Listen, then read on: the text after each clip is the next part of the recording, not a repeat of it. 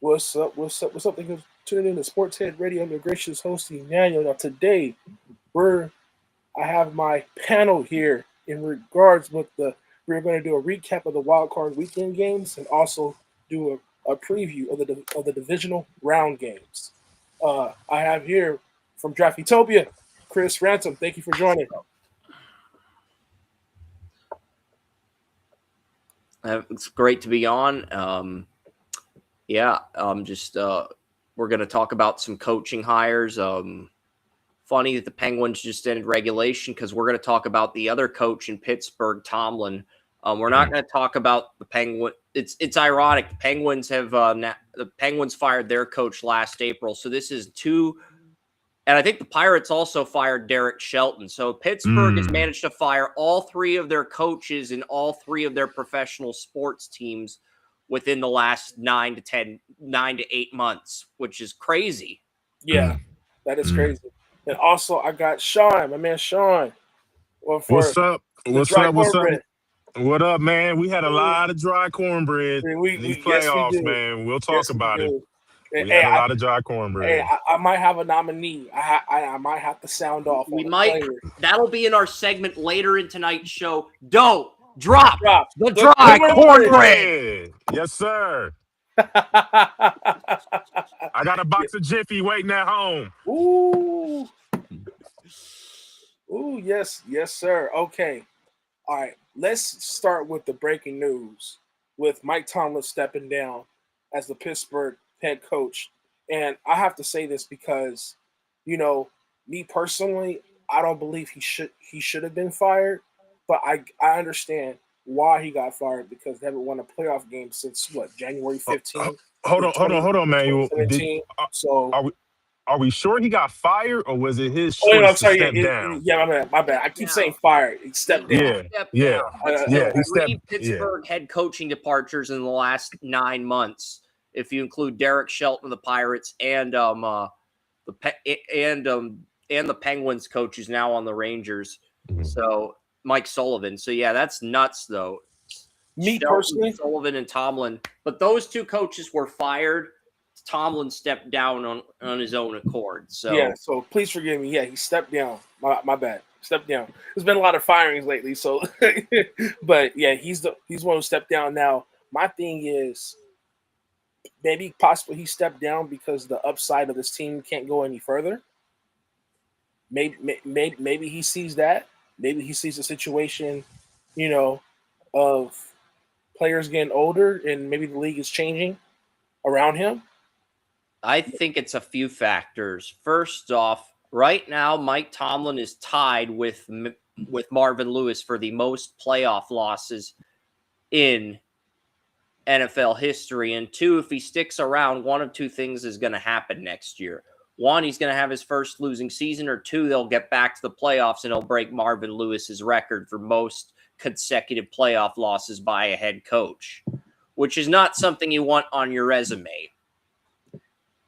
You do not want to have that record all to yourself because I think Marvin Lewis and Mike Tomlin have both 7 consecutive opening round playoff losses.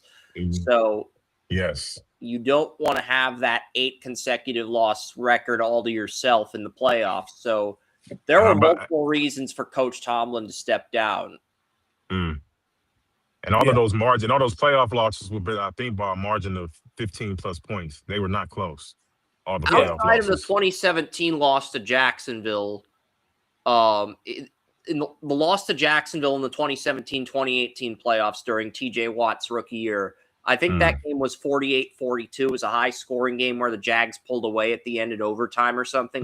Mm-hmm. Outside of that game, most of the losses the Steelers suffered in the playoffs were, in fact, blowouts. So, yes. So. Yeah, and not only that, a lot of those contending Steeler teams, if you look back then, they were kind of like knocking on the door with Le'Veon Bell and Antonio Brown and the Pouncey brothers and stuff like that. And people were like, how come they didn't win more Super Bowls? Because they kept running into the Patriots. The reason why Pittsburgh was losing because they weren't as disciplined as of a team. They were talented but not disciplined to beat the Patriots, and that's what the Patriots kept, making deep runs and going to the Super Bowl at the very least and winning them. So it's kind of the same thing with Buffalo and Baltimore. They keep running to Kansas City, as their nemesis. Well, back then, Pittsburgh's nemesis at the time was the Patriots. And I think a lot of people are forgetting that. Like, Tomlin had talented teams. It's just he couldn't knock on the door because because the team struggled in late game situations to close out a game or be some type of penalty or dumb penalty, on their aspect and their part that they end up losing. And also, I believe they lost to the Broncos. They got eliminated by the Broncos in the playoffs too. When Peyton Manning had that,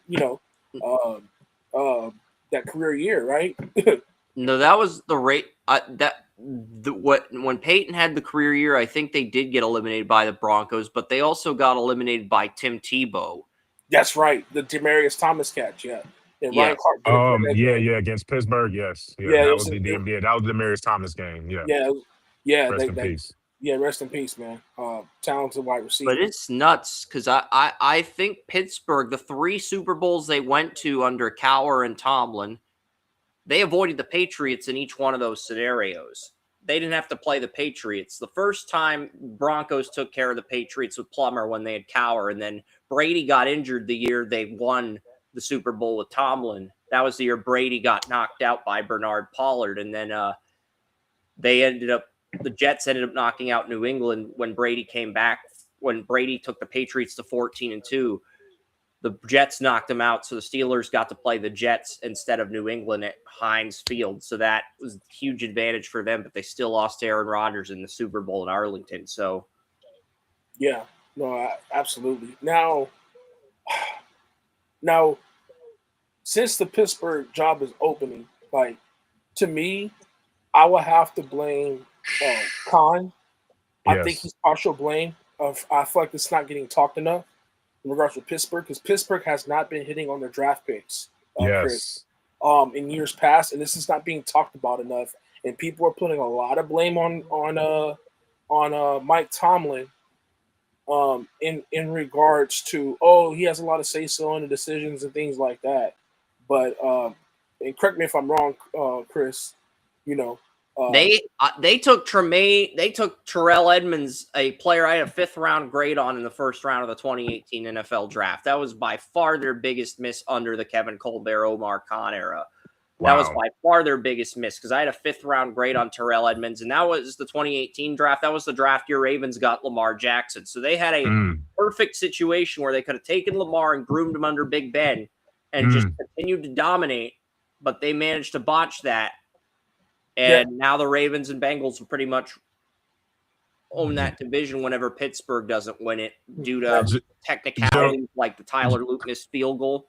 Yeah. Well, gentlemen, when's the last time the Steelers have had a Pro Bowl running back? Le'Veon Bell. I mean, is that factual? Like Le'Veon Bell? Right. Like, Najee Harris may have made the Pro Bowl his rookie season because he had over 1,000 yards his rookie year, 1,200 yards, 15 touchdowns. Okay. Well, I stand corrected then. I stand corrected too. I didn't know that. I will look up Najee Harris right now just to double check that because I know Najee Harris had a very strong start to his career in Pittsburgh. He made the Pro Bowl his rookie season. Najee Harris did. Yes, 1 Pro Bowl appearance. Because to me, when I looked at the game last night, that wasn't Steelers football. They couldn't run the ball and they couldn't stop the run. So that's why I agree with you, Emmanuel, on Nick Khan or Khan being the GM. The GM of Pittsburgh. Yeah, he hasn't been hitting on none of these draft picks. Pittsburgh can find wide receivers all day. Seems like they have no problem drafting wide receivers, but Pittsburgh is a steel curtain. The defense, running the football, offensive line, meat and potatoes. I didn't see enough of that. I like their left tackle, Broderick Jones, their 2023 first-round pick. The problem is he suffered a season-ending injury against the Bears in Week 13 before they went to Buffalo. Gotcha.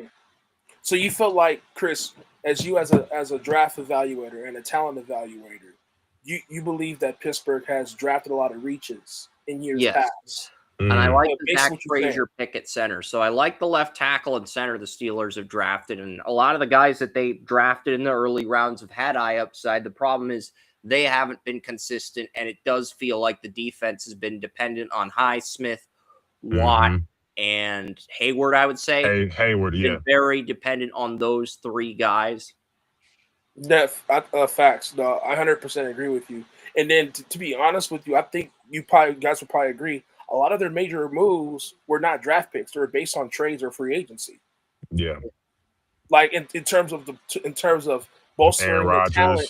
Yeah, but in terms of exactly. In terms of bolstering the roster, right? Jonnu Smith didn't even work out this year for them. Wow. He didn't. It seemed like he didn't really fit the system, which is strange because he played in that same system when he was at Tennessee, if I'm not mistaken, right? When Arthur Smith was the OC and Vrabel was the head coach. So I don't understand what's going on in terms of the coaching on offense with Arthur Smith, with that. So I find it interesting in regards to Pittsburgh, but again, Pittsburgh hasn't really been hitting on their draft picks. I just don't see a lot of development with their players. Yeah, like it was in the past. Yeah, absolutely. Yeah, there's not no development, and a lot of people blaming Tomlin. I'm like, no, it's just you guys don't have as much difference makers like you guys had in the past. You had Polamalu. Polamalu was a difference maker. You know what I'm saying? Like Antonio Brown usually gets double covered in the playoffs. And Le'Veon Bell, you have to worry about him rushing and receiving. In the early part of the season before he got injured, Jones was a difference maker. Myles Garrett wasn't doing anything against Broderick Jones. So I would argue that Jones was a difference maker, but outside of Jones, I do a lot of the draft picks the Steelers hit on were guys Colbert drafted: Cam Hayward, T.J. Watt, Pat Freiermuth. They did get Darnell Washington in the 2023 draft, no Marcon's first draft, which was a pick I liked outside of Broderick Jones. But, outside of those two, it doesn't feel like a lot of the players Pittsburgh's gotten have moved the needle. Yeah, is Omar Khan related to Nick Khan? No. Okay, let's keep it moving. Okay, and but yeah, it's not enough difference makers in terms of Pittsburgh. Now, with this job opening, right?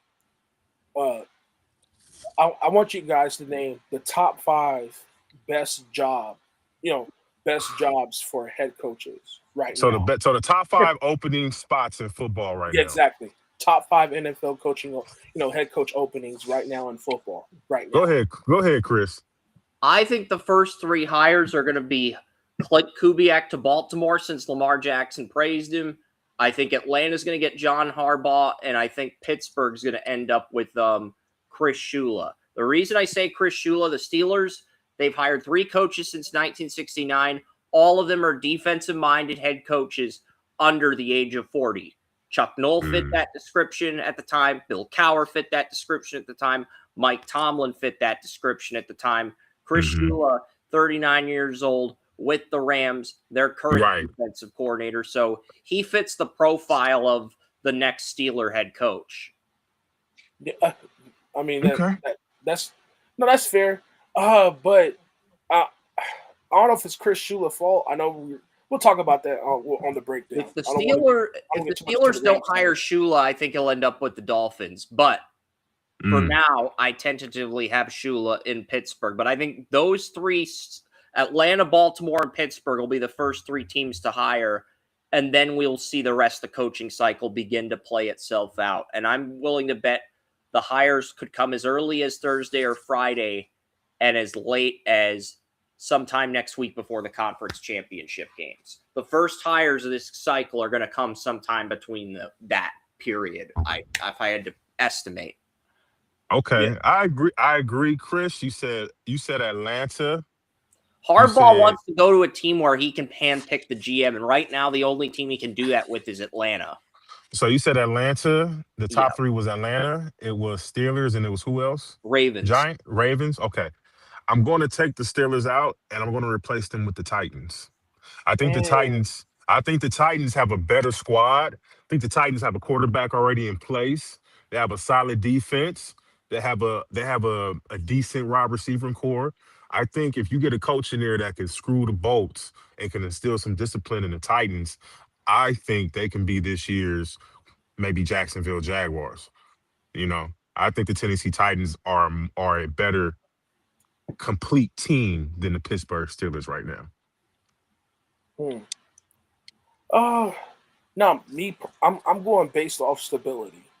In terms Hmm. of these head coach openings. Number one, I'm not saying 'cause I'm a fan. I got Baltimore as the top choice. Two, I hate to say it, I'm gonna go Pittsburgh based on stability. Three, I'm gonna go to New York Giants. Honestly, I like the roster for the Giants more than the Steelers. To I've be got a honest with good you. comment in the chat room. It's from Alex, who's coming on under the bleachers on Thursday. What about Robert Saleh for the Steelers? I like that. I think Robert That's Saleh deserves another chance at head I coach. do like that move a lot. that's not a bad move. Not a Uh, bad move. that's not a bad move at all. Good For point. And that was Alex Nyler. He'll be on the Thursday podcast with William and I for Under the Bleachers. But let's get back to the coaching search here on Sportshead Radio. Yeah. Then I'll probably go number 4. Ooh, I'm Number gonna go four. Atlanta. I'm gonna go Atlanta, and then 5. I'm gonna go Miami because I like Miami's skill guys more than I do with Tennessee. And the problem I have with Tennessee is that the ownership, and you know this, Chris. I feel like they make quick, rash decisions, and the stubbornness at times of not willing to trade a certain player. I think Cleveland and Tennessee will become more attractive jobs in the future when both teams get their indoor stadiums. Like the Titans are getting an indoor stadium in 2027. The Browns are moving to Brook Park in 2029. I think those jobs will become more appealing then, but they're not very appealing right now because you're stuck with bad ownership, bad weather in Tennessee, and with Cleveland, you're stuck with even worse weather than the Tennessee Titans, and you're stuck with Andrew Berry as the GM, whether you think his track record is great or not. You could argue it's worse than Omar Khan. So at the end of the Weather. day, but he had a good draft this year. So at the end of the day, that's going to cause teams are good. Those teams might have to settle for the leftovers in the coaching cycle, but I think the Titans do have a better chance of landing a big name than the Browns do. Yeah, uh, uh, I can see that because the Browns, they had too many starting quarterbacks being maneuvered within a certain time frame, and then Tennessee, at least we know for sure that Cam Ward is their franchise guy. So I think that bodes well, for him, in regards with that. Now let's move on to uh, the rumors around the coaching carousel. Now, earlier today, Brian Flores finished a phone interview with the Baltimore Ravens this morning. And I also have to note this, which is very interesting. According to a Ravens insider, said that Brian Flores has only had one interview for a head coaching job out of all the teams. And who was that? Baltimore was the only one that gave him the opportunity for an interview for a head coaching job.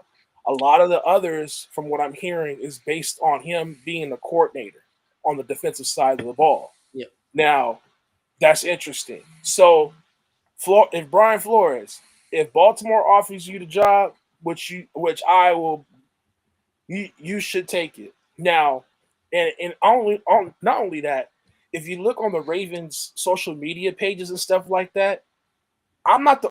It's like pretty much unanimous. A lot of Raven fans want Flores to be the head coach, or at the very least, a defensive coordinator, because, like I mentioned on the previous podcast, he will bring discipline to this defense. He will bring it, and that's what the fans need. They're like, no, our franchise prides itself on defense. We got to get back to that. And then people are like, well, what about Lamar? Just get a good offensive mind on the OC who's going to stick to a game plan, unlike Mockin, in terms of taking Derrick Henry out in certain situations, right? Or against the Patriots, or the last almost 13 minutes of the fourth quarter, Derrick Henry didn't get carried. Come on now. Against don't get me How would started. you feel if the Ravens got Kubiak, but they also got Flores and he's the assistant head coach, so that the moment Kubiak gets laid off, Flores would be interim head coach in that scenario. Look, as long as Flores is a part of the coaching staff, head coach or coordinator, I'm happy. I'm saying he would be coordinator he and will assistant change head it. coach, but go on. No, go ahead. No, I'm sorry. I'm saying Flores would, in this scenario, Flores, if the Ravens hire Kubiak, Flores would not just be coordinator, he'd be assistant head coach as well, which is something other teams wouldn't offer him. Yeah, I wouldn't mind it, because as long as he's in that coaching staff, he's going to coach that. He's going to coach that defense up. And look, as a coordinator or head coach, I'll take Flores, because I feel like he deserves a second chance. He didn't get the quarterback he wanted in Miami. Let's keep this a buck. He didn't have it there. He did whatever he could with the pieces that he had on that team to make that team competitive and get a wild card spot. You know what I'm saying? In order to get to the playoffs, he did whatever he could with Tua, whatever he could. But now he deserves a second shot. I believe he does, especially the year after year. The Minnesota Vikings was ranked 26th or 28th in the league in total defense. They were in the top 13, Chris, this year. Top 13. He changed that Minnesota Vikings defense overnight within a year. Within a year, man. Come on now.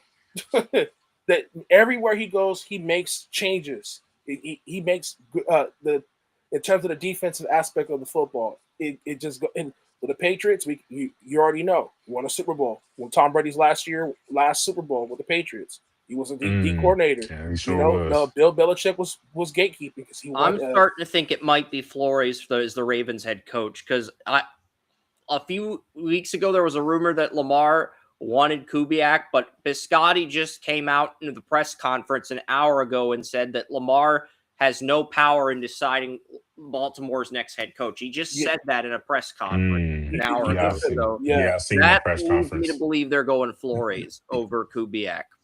I believe Flores definitely deserves another chance. Right now, it's not surprising to me to hear that the Ravens are the only person that offered him the job. Seems like the league still has it out for him ever since suing the league. Yeah. That if that thing he had, that little issue he had with the Miami Dolphins, wanting to tank, the issue he had with the owner, seems like the NFL as a whole still not letting him forget about that. Thank God for the Ravens for reaching out to him. Right. I still believe my man what's my man Steve Wilkes. I believe Steve Wilkes deserves another chance, So yeah, I would love to see I would love to see him as the head coach of the Ravens. I think it'll do wonders. Biscaccia deserves a second chance too. He took the Raiders to the playoffs as an interim head coach, and then he just got blacklisted after that. Nobody's ever heard of him again. Yeah.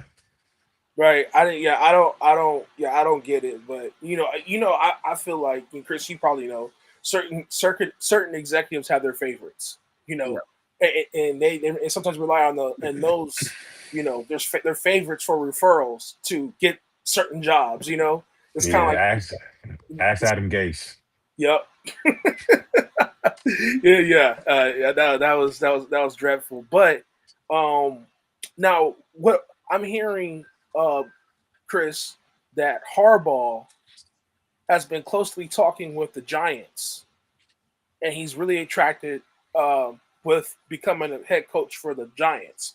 From what I'm hearing, also they said that from what I'm hearing, it's between the Falcons and the Giants that really attracts him to become a head coach.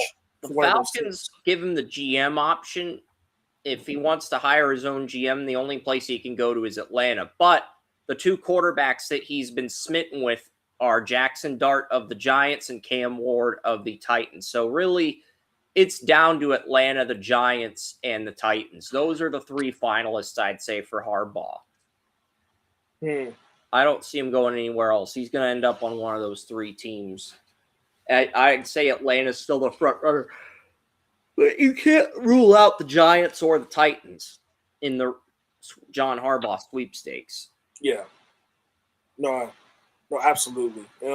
With that, and then also, and this going to players who declared. Now, Sadiq, the tight end from Oregon, declared to go pro, and then they just had a big transfer with Dylan Raiola committing to Oregon. And from what I'm hearing is that Raiola is basically from what was said that he doesn't mind if he has to sit another year if Dante Moore decides to come back. So I mean, we'll see. We'll see how that plays out. And then, like I told you, Chris, I heard mixed reports. I heard a lot of Dante Moore possibly staying at Oregon, as well. And then you probably heard the rumor about he doesn't want to go. He doesn't want to come.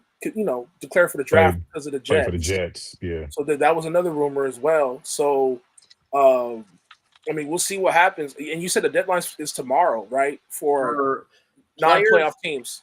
For players on Miami and Indiana, they get until the 23rd, I think, to declare. But I think everyone else has to decide by tomorrow. Makes sense.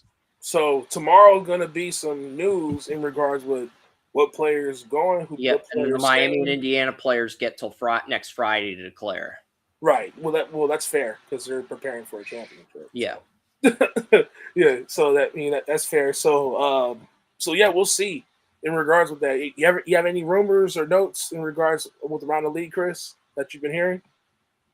I'm kind of curious to see what happens in the title game on Monday.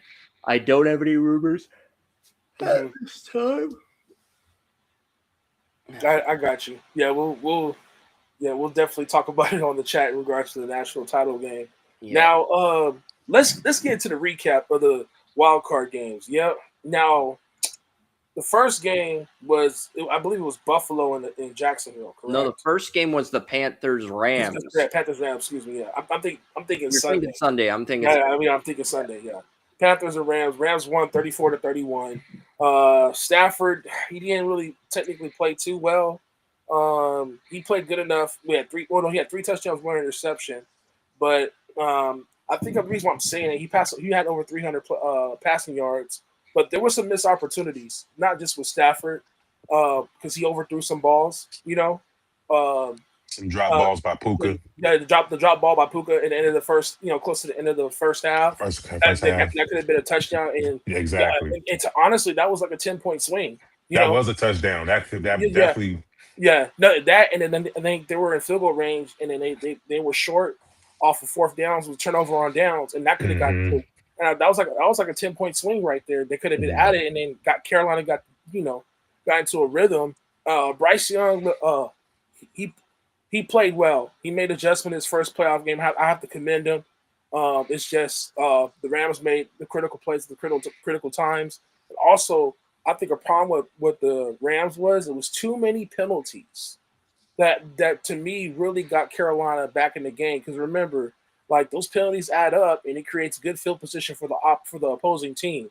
So to me, that's very critical in terms of how to if you're trying to win the game. So they got to get that cleaned up. And then remember when Ashawn Robinson, I believe it was like a illegal formation, or like he wasn't lined up with the ball, Chris, right? And it was like a 5-yard penalty, and that cost them, and it created that 4th and 7. Yeah. The Rams got the ball back, and obviously threw that clutch throw with Parkinson in that corner, close to the corner of the end zone, and he was in. But the Rams definitely got to play better against the Bears, this upcoming weekend. So we'll see what happens. Shaun, what were your thoughts on the game regards with the Rams in Chicago? Man, my thoughts on the game is that the Panthers don't seem to be in awe of the Rams at all. They seem to take the fight to them. They're not scared of them. It seems to be a bad matchup with the Rams as well. Defensively, it seems like Bryce Young had a hell of a game. What's my man's name? Xavier Legette. Yeah, Xavier Leggett. Yes. He needs to go visit the Ocho camp. 3rd year in the league, big body. Like bro, you can't have lapses like that in the end zone. You can't have effort like that in the end zone. You can't run lazy routes like that. But I think Chuba Hubbard was running the ball really well. It's a shame that they might lose Rico Dabble during the offseason because of reduced because he has a reduced number of carries. I think his last touchdown was in like week 14. And then Yeah. but he averaged like 2.6 yards a carry going into the playoffs, while Chuba Yeah. Hubbard was coming back into form. So I think the run game was good for the Panthers. Turnovers definitely got turnovers and penalties definitely got the Rams back into the game. I mean, definitely got the Panthers back into the game. Definitely did the Rams in. But Matthew Stafford just showed why he'll be this year's MVP. Facts. You never count him out. Right. He'll make the plays when you need to make them. He'll use every weapon on the field. He's not going to just keen in on one guy. Sean McVay is one of the best call players in the league next to Shanahan. So Yeah. with a combination of that, you're gonna find ways to win the game. But that Rams defense has been a little shaky these last 4 weeks going into the playoffs, Yes. and they're going against a quarterback that's different this time Right. around, Yeah. that can actually throw that ball into Right. tight coverages. So this is going to be a hell of a game for the Rams. This is going to be a test for that defense. I mean, I'm not too much of a fan of their back end. I love their front seven. The back end needs a little work. So we'll see what happens against Chicago. to your point, Sean, like when the Rams went on that win streak and the defense was playing up to par, the safeties were flying to the ball. I keep making that point. Like Quentin Lake, like when Quentin Lake was out against Detroit, and you could tell the Rams were giving up way too many points when he was Hmm. out for those first few games. He just came back, and look, the Rams played good defense against Arizona in that last week of the season, and I've seen it. So I'm thinking like, okay, maybe the Rams could get their mojo back with Quentin Lake coming off of IR heading into that week. But they weren't really flying to the ball like that against Carolina. No. So they have some issues to fix on defense. All I gotta say is if they're able to fly to the ball, like they did earlier in the season, this Rams defense could get back, especially put some less pressure on the front seven, like you mentioned, to get at to the quarterback. Then the Rams could definitely make some noise and obviously give Seattle, a run for their money if they're able to get to the next round, or the Niners too, as well. Chris, what are your thoughts on that Rams? Yeah. As for Leggett, Coker's now the number 2 receiver on the Panthers. For most of the year, Leggett was the number 2 receiver, but for the wild card game, they made the adjustment to move Coker up to number 2 on the depth chart. And Coker and Leggett were both in the 2024 draft, but Coker, Holy Cross receiver, went undrafted. Leggett was the Panthers' first round pick. Hey, Mm, all that raccoon stew and all that possum pie and all that stuff you eating, man, it ain't gonna help with that route running and catching the ball. So if Leggett doesn't change his route tree, he's going to keep dropping the dry cornbread. that part. Well, where he from, possum cornbread, whatever Yeah, it is. yeah. We'll see. Hey, okay, now before we move on, since Carolina's eliminated, what do you guys want to? What do you think Carolina needs to improve on heading into next season? Let me start. I'll Go ahead. say this. I'll say this, man. Bryce Young was throwing a lot of ducks out there, man. Like I would like to see him personally. I know we're talking about the Panthers. Personally, I would like to see him improve on his strength of the ball because sometimes it just needs a little bit more zip. He was throwing passes out there that if they had a little bit more zip on them, it would have made a hell of a difference. So I think I remember he was passing to Chuba Hubbard on the flat, and he just threw like a flat ball that wasn't even catchable for Chuba Hubbard, and it could have got him a first down. You know, right, so for that, I think he needs to work on that. I think their O line is pretty solid. For the way that they protected against the Rams, I think they did a good job. Um, I would like to see him get younger at running back. Rico Dalbo and Chuba Hubbard's been in the league for a while. They might have to, see what's going on with running back. I like their receiver core. I can see them maybe getting a slot or somebody like that. Just a little bit better on the receiving core, and just bolstering that linebacking core on the defense. I like the Panthers front four, and I like their back end.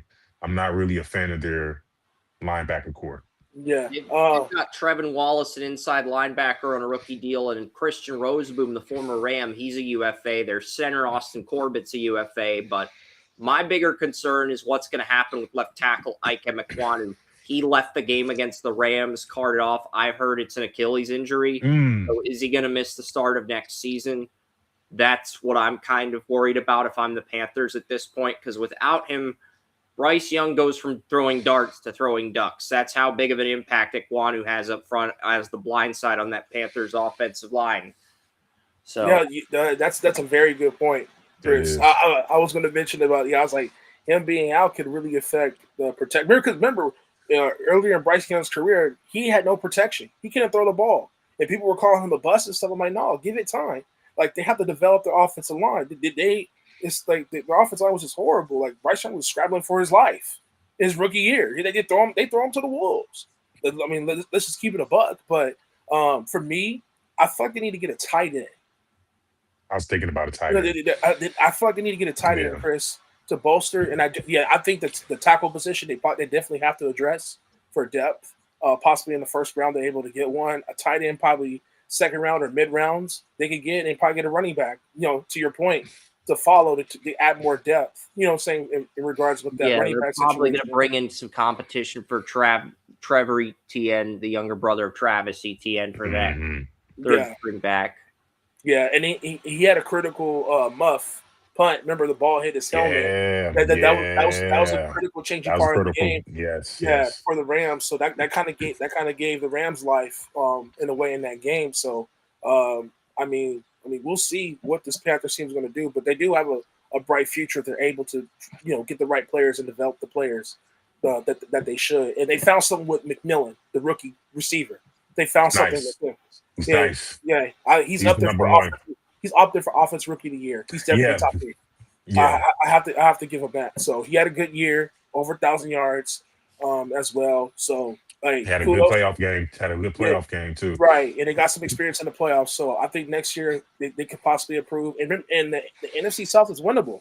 So it's a winnable division now. Very winnable division. It's very winnable now. So so we'll see.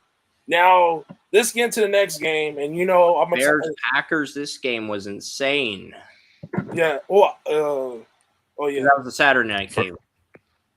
Yeah. The Eagles and was it Eagles? That was Sunday afternoon. That's right. I keep mixing it up. It was Sunday afternoon. You're right. Yeah, you're right. Yeah, it was Packers and Bears. Yeah, Packers and Bears. The Bears won 31-27. The Packers led 21-3. I think they led 21-6 after 3 quarters of play. Right. 21-9 in the fourth quarter. 21. Yeah. And honestly, this is, to me, based on LaFleur. I have to blame him to a degree. And it's just they just were stagnant. They were just a little stagnant. And then obviously them not converting, on certain third down and fourth down situations definitely did hurt them in regards to the Packers. But Caleb Williams was a dog.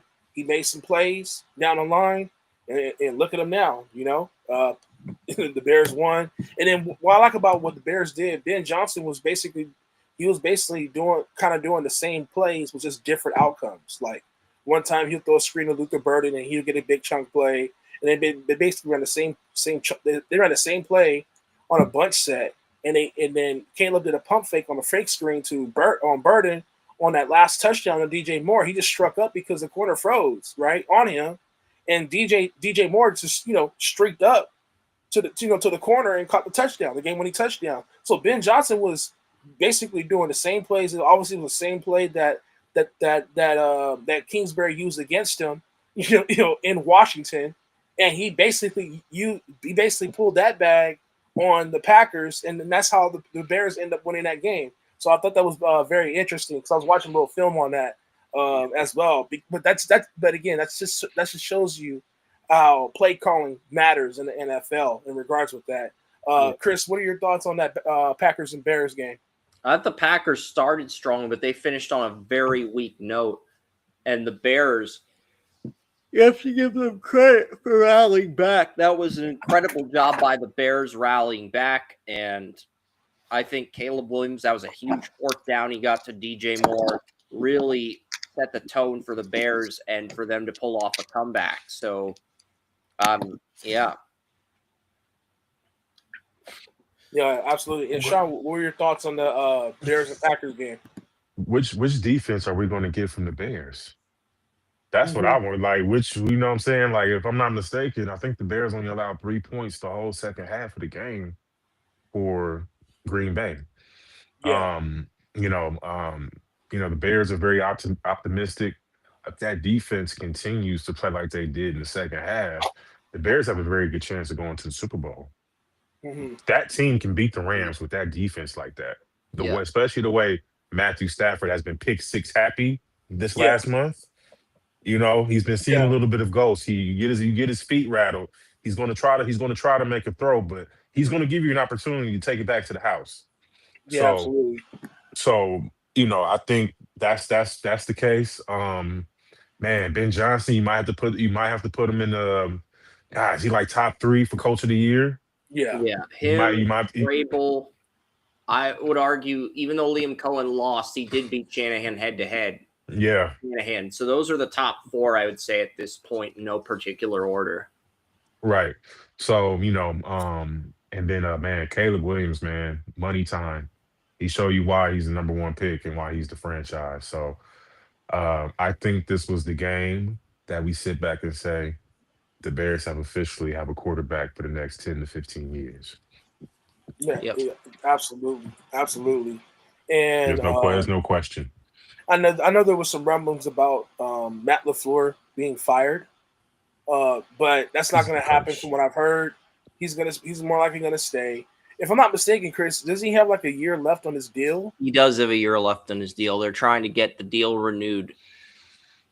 Yeah, I heard some talk about contract extension with Matt LaFleur down the line. So we'll see. I think he's a good coach. Micah Parsons went down this year. I think the Packers need to finally get a solidified number 1 receiver. That's their biggest problem. I think they need somebody who is solidified number 1 receiver. Love Dobbs and all of them guys over there, but they're too in and out. They extended Christian Watson after he came back from an injury. So Watson will be in a contract year next year. Jaden Reed will be in a contract year next year. And Matthew Golden will get eased in after pretty much redshirting this season. That's pretty much the plan right now. So we'll see what happens with the Packers. Well, what's funny with Matthew Golden, he didn't get a touchdown in the regular season, but he did in the postseason. Yeah, so they it seemed like they're trying to implement him more into the offense heading down the line. And then I think Jalen Reed, he has a lot of talent, but I believe he has some key drops in that game too. Yeah. If I'm not mistaken. Romeo Dobbs, me personally, I think Dobbs is the most reliable receiver on that roster. My personal opinion. He's just injured a lot. That's the thing. Same with Reed. Reed and Dobbs both, and Watson. All 3 of those guys get injured. All injury prone. Yes. Yeah, and I like Dobbs more, and I feel like he's more effective in the red zone because of his route running. And he does have a chemistry with him, and obviously their tight end, Kraft out for the year for his ACL. He was the one. He was the one. That was Yeah. So he was out for the year too. So they had some injuries. So we'll see what the Packers do heading into next year. I forgot about him. Yeah, he was a big one. Yeah, going on from there. So. But yeah, let's move on to the next game. The next game, it is Bills and Jaguars, correct? That's Sunday. Yeah. It was Bills and Jaguars. Bills won 27-24. I did pick the Bills to win. I know a lot of people were picking the Jags, but I took the Bills too. There was tempting to take them, but I just looked at the research. There were too many factors that favored Buffalo, like you said, Emmanuel. Yeah, especially with the officiating that we did talk about a little bit last week. Yeah. And everything. So sort of ignored that, and the Bills ended up winning. Yep. Yeah. Josh Allen just took over the game, man. He did. Yeah, He he made the did. plays. He made the Yeah. plays that he needed to make. So I have to give him credit in regards Kudos. to gutting the game out and stuff. And then Trevor Lawrence with that interception, at the end to seal the Man. game. I'm like, man, come on, Trevor. Like you was a phenom from college, bro. You made your name in Bro. college, and then you can't be making throws like that in the NFL, and Mm-mm. that's still the game right then and there. But Shaun, what are your thoughts on this Bills Jags game from Sunday morning on our Now, end? now, forgive me. I was at work. I didn't see to, but as a matter of fact, I was trying to watch the game on Paramount Plus. They say you can watch games on CBS on Paramount Plus, but apparently you need to have an upgraded package or whatever in order to watch NFL. So Yeah, I'm off Paramount Plus. But anyways, I didn't see much of this game, but from what I did see, man, Josh Allen again, man amongst boys. Especially that crucial fourth down. yeah, That I think that changed the momentum of the game because it seemed like Jaguars had pretty much control of the game for most of it until that fourth down, and then it just kind of swung the momentum. If I'm not mistaken, Trevor Lawrence had two interceptions, correct? Yep. yes, There's the game right there. And he You dove on the can't. fourth down. But Jacksonville had a chance to go up 14-3 over the Bills, and he dove on the fourth and short, and he was short of the first down. But if he'd gotten that, the Jaguars would have been first and goal, and the Jaguars would have been in a position to go up 14-3. So that plus exactly. the two picks, So he had a turnover in the red zone as well. yeah. See, you can't give up points against Josh Allen. That's the thing against when you're playing against the Buffalo Bills, you need to score on every possession in the red Yes, just zone. look at Put the Whether pressure. it's Patriots. They whether had it's that 7 huge lead and points they or blew whether it. Yeah, it's 3. You you need to put pressure on score. him. You gotta put Put pressure on him. pressure on him to score. That's what Right, Patrick Mahomes was best at doing. Anything you can do, I can do better. You right. have to put pressure on him to carry the team on his back because he will give you a pick if he feels like he has to do too much. He will throw the ball. He will throw an interception. Because he a But risk Trevor, taker. Yep. he's a risk taker. But Trevor Lawrence, this has been the story about him, of his playoff careers, man. Right. Just the interceptions kills him in crucial times, man. And money always seems to make crucial interceptions in money times, and you can't do that. Do I think he'll get better? Yes, because Liam Cohen has had the same. If he has the same effect on Trevor Lawrence like he had on Baker Mayfield, Trevor Lawrence will be okay. Because now look at Baker Mayfield now that Liam Cohen is gone. Yeah. You know, so I think he'll be fine. I think, and yeah, so I think it was a good game for the Bills, a letdown for Jaguars, but I think they had a good season, so I think they'll be better next season. Yeah. Oh, what are your thoughts, Chris, in regards to that Bills and Jags game? Josh Allen did amazing. Avoided turnovers, 300 total yards. Khalil Shakir caught every target Allen threw his way, so I had to give a quick shout out to Shakir.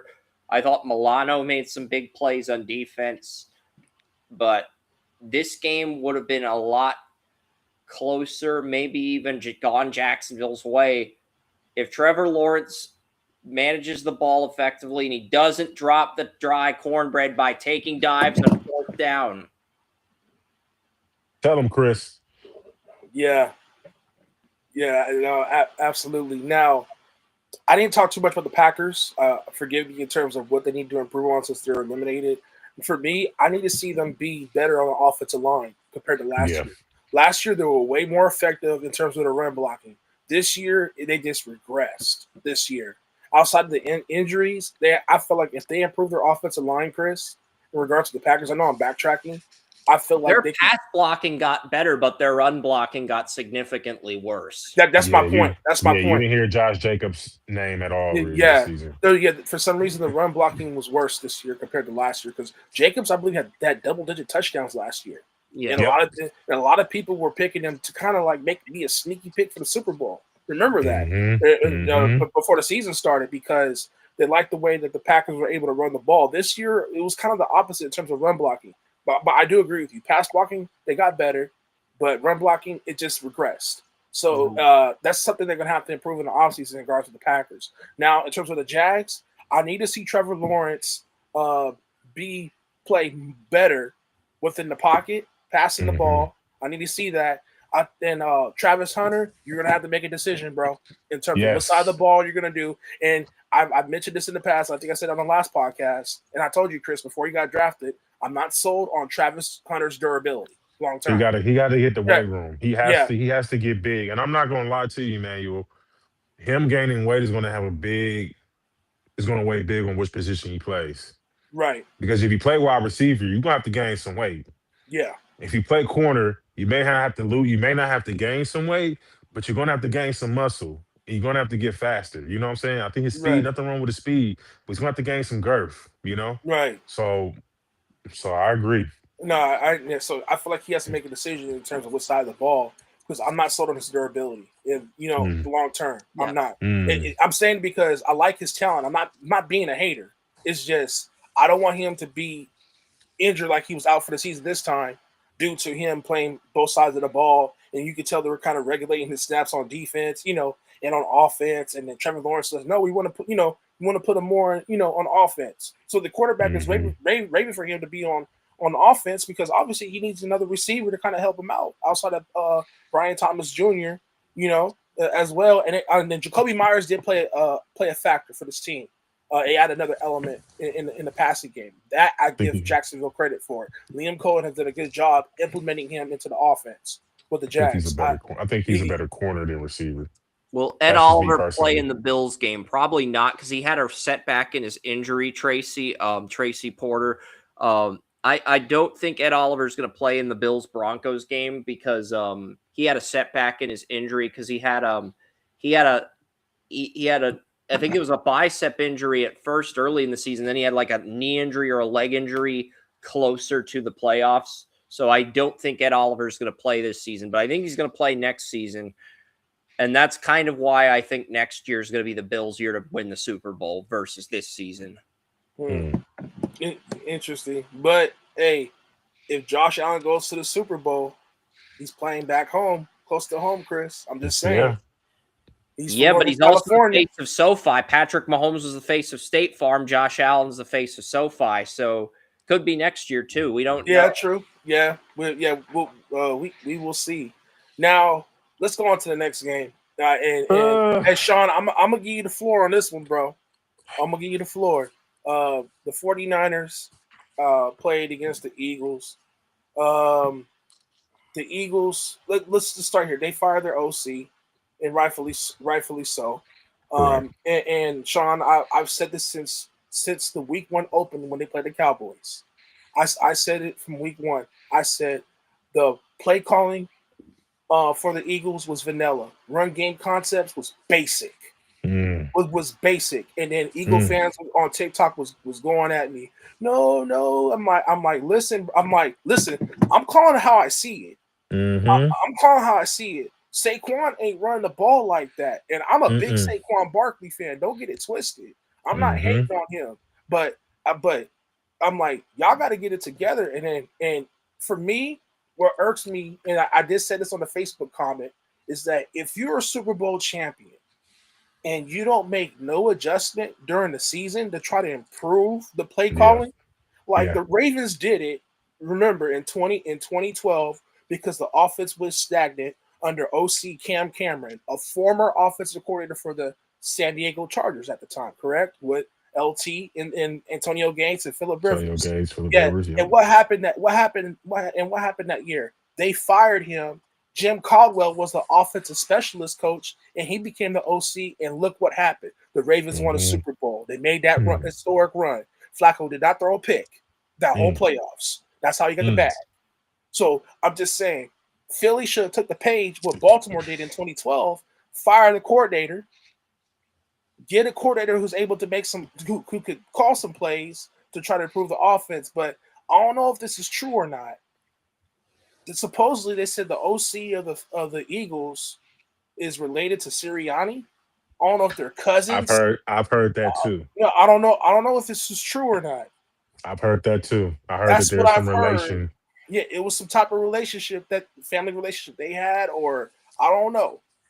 I don't And know this if it's could have true been or not. played, and this could have played into the frustrations of AJ Brown, Hmm. you know. But Yeah, at the end, but go ahead, Emmanuel. yeah, but I have to give a Dry Cornbread nominee. I know this ain't my segment, but I have to give it to AJ Brown. You kind of gave it Woo! away. AJ, He dropped the cornbread. you dropped the cornbread. You You've drop the been cornbread. It's don't drop the dry cornbread, and you drop the cornbread. he dropped it, Yeah, bro. He just clapped, and the cornbread fell to the ground. He just clapped like that. Cornbread fell to the ground, bro. He's been clamoring for more targets all season. When Jalen Hurts, that jiffy, That jiffy. Don't drop the jiff. Don't drop the jiffy, man. Listen, you were clamoring for more targets. Hurts gave you quality targets in the second half of the season. You dropped a touchdown pass in Monday Night Football against the Chargers in the corner of the end zone. You had 3 quality targets, and you dropped a critical third down play that could extend the drive, and you missed it. Come on, bro. You are a nominee for dropping the cornbread. You are a nominee. I have to say it. I have to say it, AJ.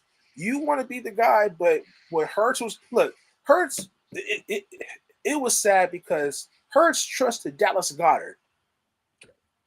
Let's keep it a buck here. Hurts trusted Goddard more in the passing game than AJ Brown. And the cold part was AJ Brown was more open than Goddard, but he still threw it to Goddard because why? He trusts his hands more than AJ Brown. Goddard knows culture. Remember, he was there for that Nick Foles Super Bowl right rookie year. And he don't get enough credit. Goddard don't get enough credit. That's why I made him as an X factor in this game. He don't get enough credit.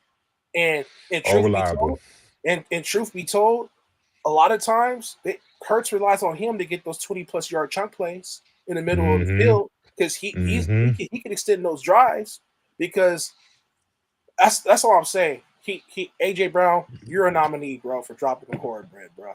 I have to say it, but Shaun, go ahead, man. I don't know if you got any more to add to. Lane Johnson was absent. A lot of the Eagles' offensive line injuries, whether it was Brett Toth starting for Cam Jurgens or whether it was Fred Johnson starting for Lane, Fred Warner starting for Lane, Fred Warner starting for Lane Johnson.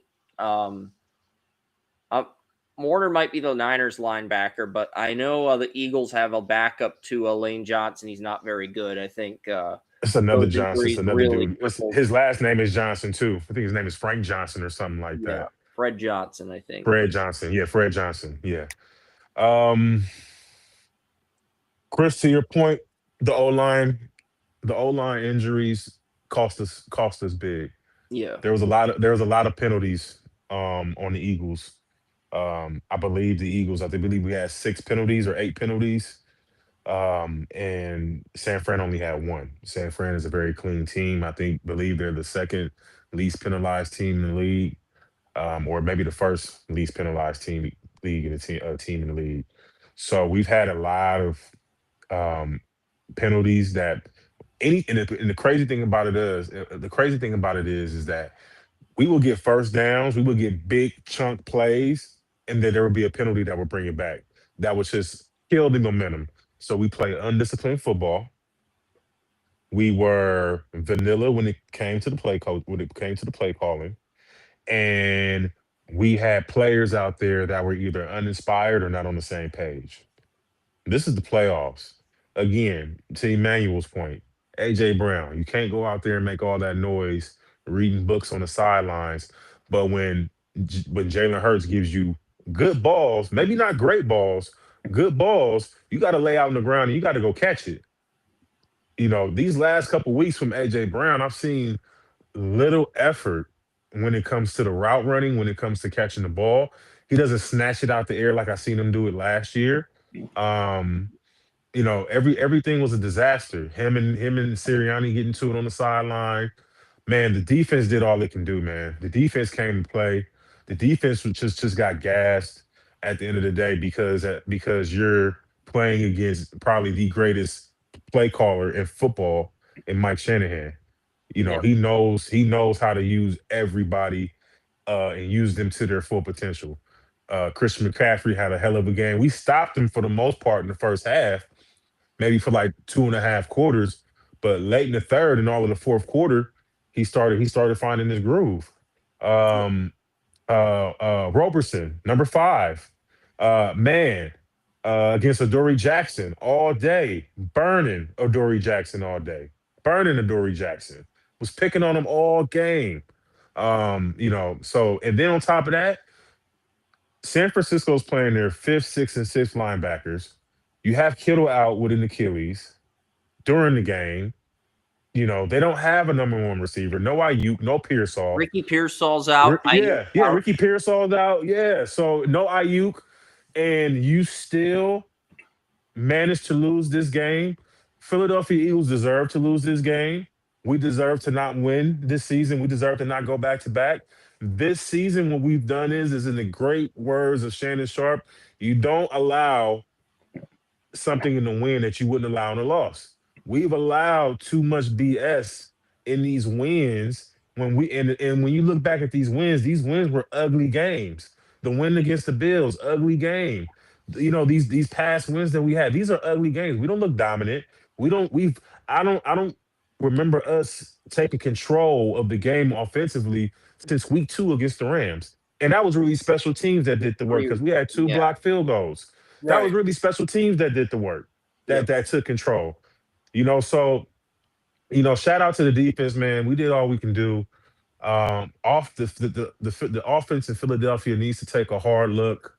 I believe we need to get an offensive coordinator in there that can cater to Jalen Hurts' style of play. I didn't see a Agreed. lot of I didn't see a lot of design runs for Jalen He only had Hurts. 2. I He only Yeah, had, what he only what had the 2. what the hell is that? If Yeah. you would have ran more, Saquon Barkley probably wouldn't have gotten hurt. Like, what is that? Like, what is that? You have a Right. quarterback that squats damn near 600 pounds, and That you're only part. going to use him for a tush push? No. What kind of what innovative play calling is that? And We not have only Devon. that, they weren't even creative with Saquon Barkley in No, at all in terms of the passing game. Like they weren't. no. They just use him for screens. I'm like, no, put him out there in receiver. Use him Yeah. like He you do can with catch the McCaffrey. ball. He can Right. catch the ball. He's just like McCaffrey. He can Right. catch the ball. The difference is We have McCaffrey gets the volume. That's the difference. Yeah. That's the We got difference. Devontae Smith, who's a speedster. We're not using him. You know what I'm saying? Yeah. It's just the offense was just a disaster this season.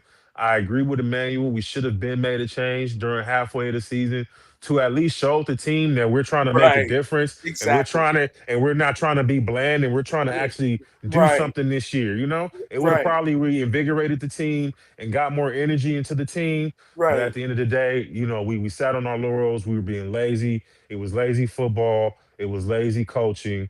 And we deserve what we got at the end of the day.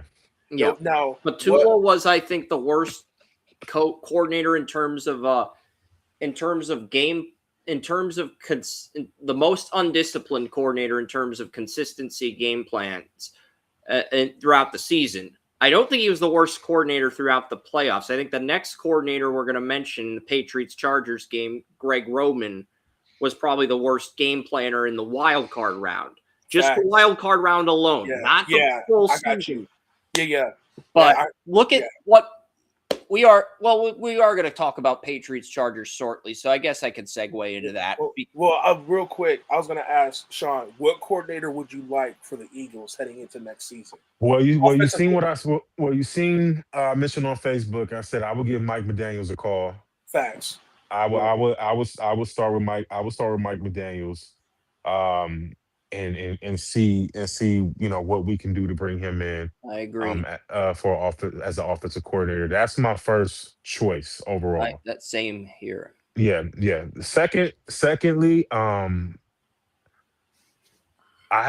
there's another hot offensive coordinator out there. I forgot his name. Is it Dayball? Is it Kingsbury? Dayball? Kingsbury.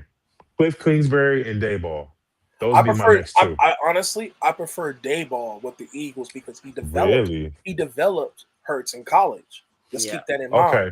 So makes sense. Based on the familiarity, I think Dayball should be the OC for the Philadelphia Eagles because he knows. And I like Dayball because he knows how to coach Hurts. That's why. And I like Dayball. Familiarity. Yeah, I think Dayball. I would be as a GM. Dayball will be my first choice because he has that familiarity with Hurts. Dayball, McDaniels, Kingsbury, Yeah, top 3 candidates that I would look for if I was the Philadelphia Eagles yeah, for offensive agree. coordinator. 100%, 100%.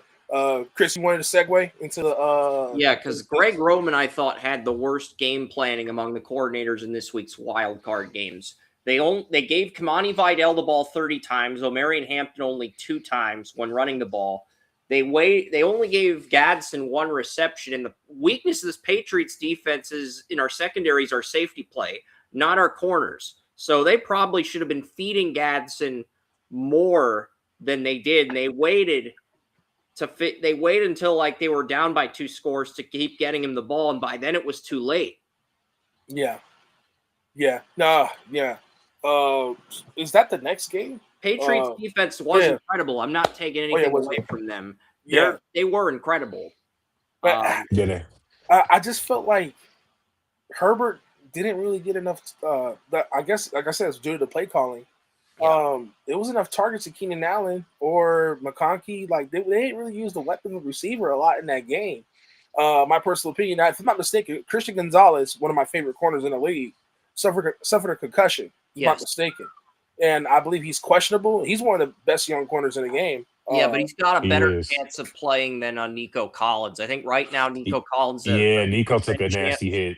Gonzalez is at 45% for this week. Oh wow, yeah. So, I mean, we'll see in regards with if Christian Gonzalez is, well, from what I've seen, more than likely he should be able to play this upcoming divisional round in regards with that. But I'm gonna give you the floor with this Patriots and Chargers game. What are your thoughts? Greg Woodson really came out into his own, the strong safety for New England. He really came out into his own, dominated.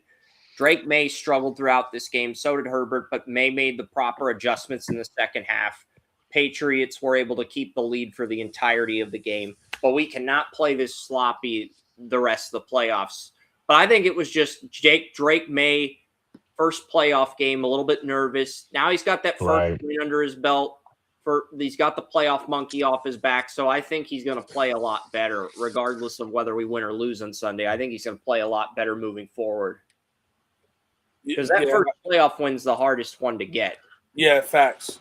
And obviously that's definitely will be a confidence booster heading into the next game against Houston Texans. And we'll talk about that. Greg Roman, do not drop the dry cornbread, because when you drop the dry cornbread or you get the cornbread on your play sheet, you drop it, and then Dean Spanos' dog eats the dry cornbread, and then your play calling causes the dog to get sick. We don't need that, Dean Spanos.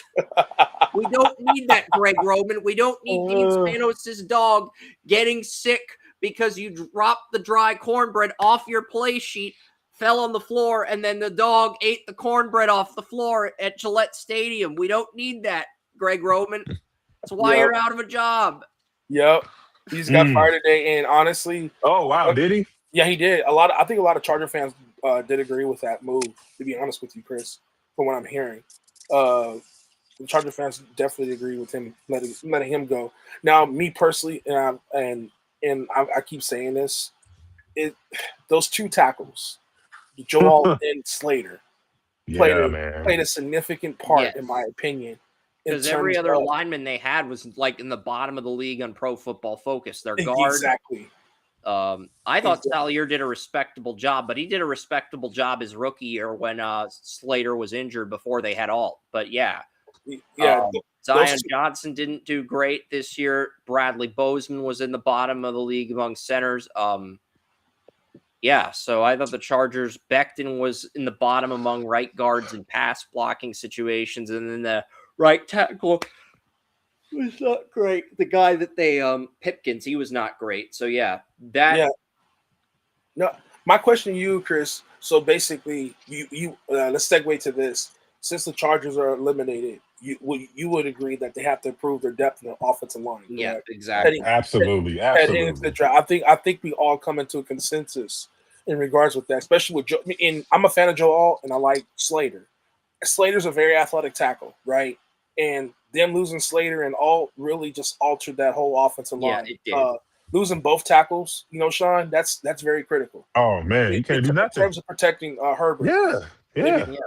They need him next year. And trust me, Release the hounds. That's what we used right. to say. Release the hounds. Yeah, they need them healthy next year so they can protect Herbert in order to get this offense to another level. Not only that, them getting the right OC should help. Man, look, McDaniel's an excellent fit anywhere. Tracy, I see your comment.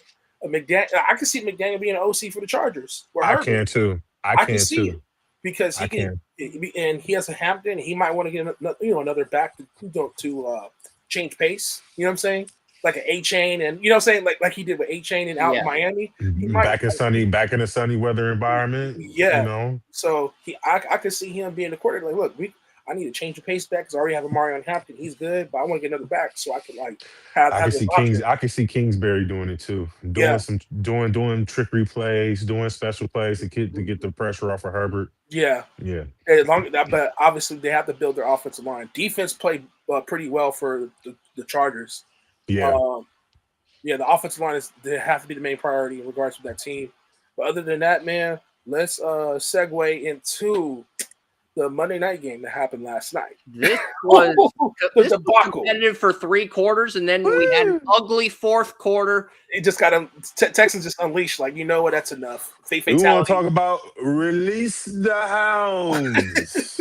Aaron Rodgers just dropped the dry cornbread. He dropped some Hers potato chips as well. He dropped the whole Thanksgiving dinner. Everybody mad at him. That's what happened. He dropped everything. Good. That's elder abuse that happened. Good Lord. Call life alert. Yeah. Call life alert. Yeah. Life alert, man. Oh, man. And listen, the Texans defense was scary. I'm going to tell you right now, as a former offensive lineman, that is the worst night. That is an offensive lineman's worst nightmare. Yep. To continuously see you on tape getting pushed back, pancaked, just outright physical. Not physical with a PH. Physical with an F. Physical. This is physical domination. Football. That was domination. Not on the defensive end, but on the offensive end. Did you see that play where they just running the ball?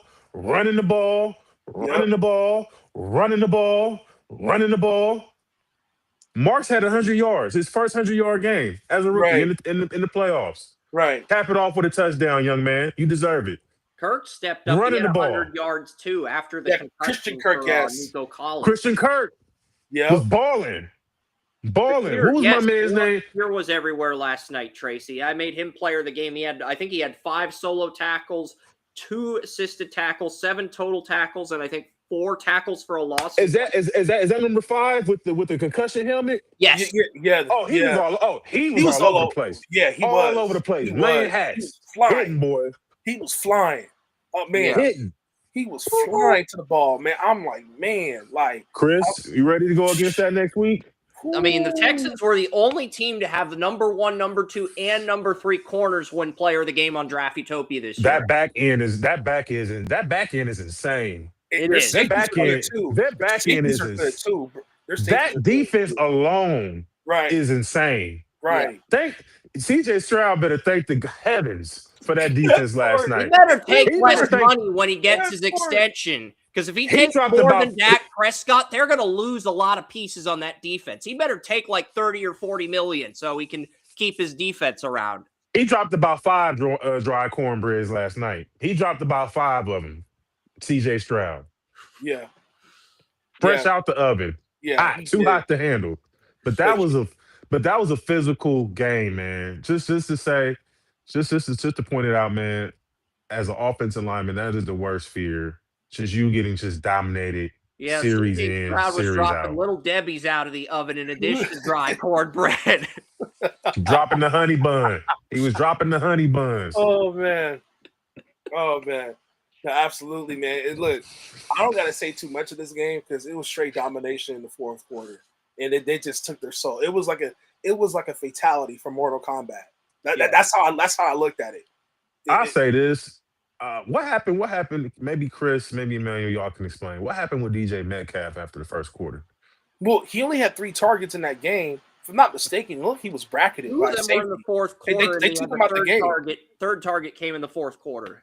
Right. Dropped it. Dropped it. He dropped it, and he only had 3 targets in the game. To me, it seemed like they bracketed him, so like Rodgers wasn't even looking his way because Houston had a great game plan. Like, oh, we're gonna take DK out the game, and I knew this was going to happen. They can rush 4. Right. But my problem is this, though, Chris, and I've said this: why they did not give the ball to Pat Freiermuth more? He's the outside of Metcalf. He has the best sure hands. You know what I'm saying? And every time he made it, and every time Aaron Rodgers threw to him, he catches the ball. I didn't get why they didn't pass the ball to Freiermuth. He should have. I said this. He should have been the X factor in the game, just like the Chargers with Gadsden. They should have used the tight ends more. Yeah, they should have used the tight ends more. And Arthur Smith and I know a lot of Pittsburgh fans are complaining about him because of the lack of creativity. And a lot of Pittsburgh fans on TikTok, they agree with me. I said, get Pat Freiermuth involved in the game. He has the most sure hands outside of Metcalf. The better catch radius than Metcalf. Why not get him involved in the game plan in the passing game? It was just, and not only that, there was an instance in the beginning of the game. I think he had 2 targets and both of them were catches. Yeah, he caught some crazy, some crazy. It was a good ball too. Right. Plus 20-yard passes. Right. But I ain't gonna front, man. I just don't think Aaron Rodgers had the protection to even pass to him half the time. Yeah. Well, and not only that, there were some passes that were deflected, batted down. I think he had like 3 passes in a row batted down to the point where he was cussing out everybody on offense. Right, but it was funny is like it seemed like Houston knew they knew his arm angles, like the way that's what it seemed like. They were countering everything Rodgers was throwing the ball. Like, oh, I know where he's going with this. Boom, boom. It was kind of like a rim protector, like a 7-foot center blocking every shot. Like, no. There was Mutombo all day. Yeah, that's how the D line was looking at him. Like, okay, we're gonna block this. You ain't going nowhere, Rodgers. Okay, we already know where you're gonna throw to. It was that bad. I'm like, man, straight domination from Houston. I don't gotta say too much in regards with this. Chris, is there anything you want to add to this game before we start doing the preview? Total carnage. As what is it? There's a game show video game for Sega Genesis where the game show host goes, "Total carnage." That's what I would use to describe this. Yeah. Carnage. Is this Aaron Rodgers last year, fellas? Yeah, I believe so, especially with Tomlin being gone. I think that hit to where the big boy returned the touchdown. I think that hit sent him into retirement. Yep. Yeah. But if he does, man, Rodgers is still a Hall of Fame quarterback. All of us could agree to that. More likely first ballot. So we definitely going to see, obviously the announcement's probably going to come pretty soon in regards to his career. So the new breed is officially here, fellas. It is, man. Yep. It is. Absolutely. Now, let's get into the divisional round games. We have 2 Saturdays games and 2 Sunday games, by the way. And the Saturday game, the Bills is with Bills and Broncos, right? Yes, sir.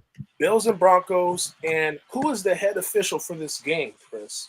I have to pull this up. I gotta look for it's Carl Sheffers, right? Yep, Carl Sheffers. The Bills, they have a better record under Sheffers than the Broncos, but he is the head ref for that game. Bills are favored by 1.5 over the Broncos. Well, according right now, it flipped. They got Denver -1. So it flipped from Buffalo -1.5 to Denver -1. I got Denver winning. So that game, the fact that game is flipping, that says something. And you got Denver winning? Yeah. What's funny is this, on a lot of the pick'ems on the money line, it's pretty close to 50-50. Yeah. I've seen 51-49. I've seen a few 50-50s on picks. I've seen 51-49. I've seen 52-48. I've seen mine. I'm talking like in the middle, which is about as even as it gets when it comes to money lines. Yeah, it's pretty even. It seems like the sharps and the and the public are split on this one, Shaun. Yeah, which is interesting. Mm-hmm. There's no clear cut, Because at the end of the day, you got to respect Denver as a number 1 seed, but then at the end of the day, we're still talking about Josh Allen. Josh Yeah. Allen's, that's and the that and thing. that Broncos defense. But the thing about it is, I'm not gonna lie to you. I would pick the Bills to win this only because I trust the flow of the offense better for the Bills than I do for the Broncos. Seems like the Broncos have a hard time scoring the first 2-3 quarters, and they Yeah, just get by with their defense. And I don't think right. that's going to work in the playoffs.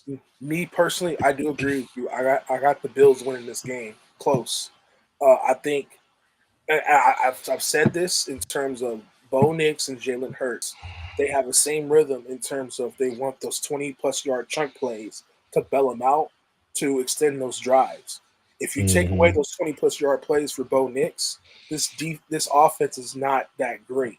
So with the Bills, they don't really rely on it because they have the leading rusher in James Cook, and they can get involved in the passing game. Now, I expect the tight ends to have a good game. Shakur will have a good amount of receptions, but Keon Coleman has to win his matchups as a big body Yeah, receiver. Riley Moss is going to be the X factor. Let me tell you why.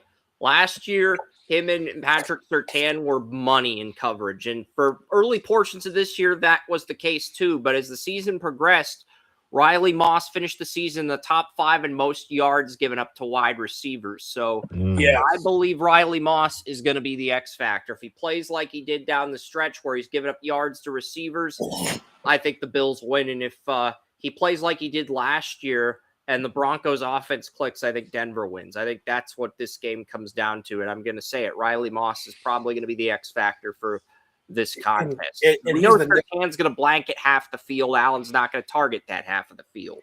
and if I'm not mistaken, Riley Moss is the nickel corner, correct? No, he's the number 2 corner on the outside. Oh, that's cool. McMillan, I think, is the nickel corner. Jaquan McMillan, he's had some good games. Interesting. And So they got yeah, there in the first round pick out of Texas, too. okay. But yeah, me personally, I like you said, Buffalo has an officiating advantage. Last 2 matchups under Carl Cheffers, the Bills are 2-0. So I'm gonna take Buffalo to win this game, to beat the Broncos. My personal opinion. You got the Bills too. I'm leaning towards whoever the underdog is, but right now I've got a slight edge towards Denver, but we'll see. We'll Yeah. see as the if Brandon Jones comes back, I'm going to take the Broncos. If he doesn't and the Bills get Palmer back and they've got a fully healthy offense, I'm going to take the Bills. It's that simple. Okay. This is too Got you. close to decide right now. It is. This might be the hardest game to predict. To Yeah, be honest with you. I agree. I think that's why you've seen a lot of splits in regards to it, and the lines keep moving, like -1 Denver. But yeah, well now it's saying Denver -1. Yeah, Mm. Like so, it's going back and forth. It's ridiculous. I Now, agree. 52% of the money currently is on the Bills +1. Still in the middle, pretty much in the middle. So I just got an update in regards to that. Yeah. In terms of this on the ATS. Now, what are you guys' X factors in this game, Shaun, in regards to the Bills and the Broncos? Man, for the Bills, my X factor is going to be James Cook. Mhm. I think Cook is going to be the X factor. You know what I'm saying? I think if you run the ball effectively, you keep the pressure off of Josh Allen, you throw the defense off balance, and you're able to kind of dictate the game. And I think another key factor will be TOP, time of Agreed. possession. I think Harvey might feast in this game. I mean, Buffalo, they've got a bottom 4 run defense, but they've got the league's #1 pass defense. So I think they're going to give Bo Nix some problems. And this Denver secondary is going to give Allen some problems too. So which Yes. quarterback can overcome the opposing secondary in the Yeah, divisional yeah, round?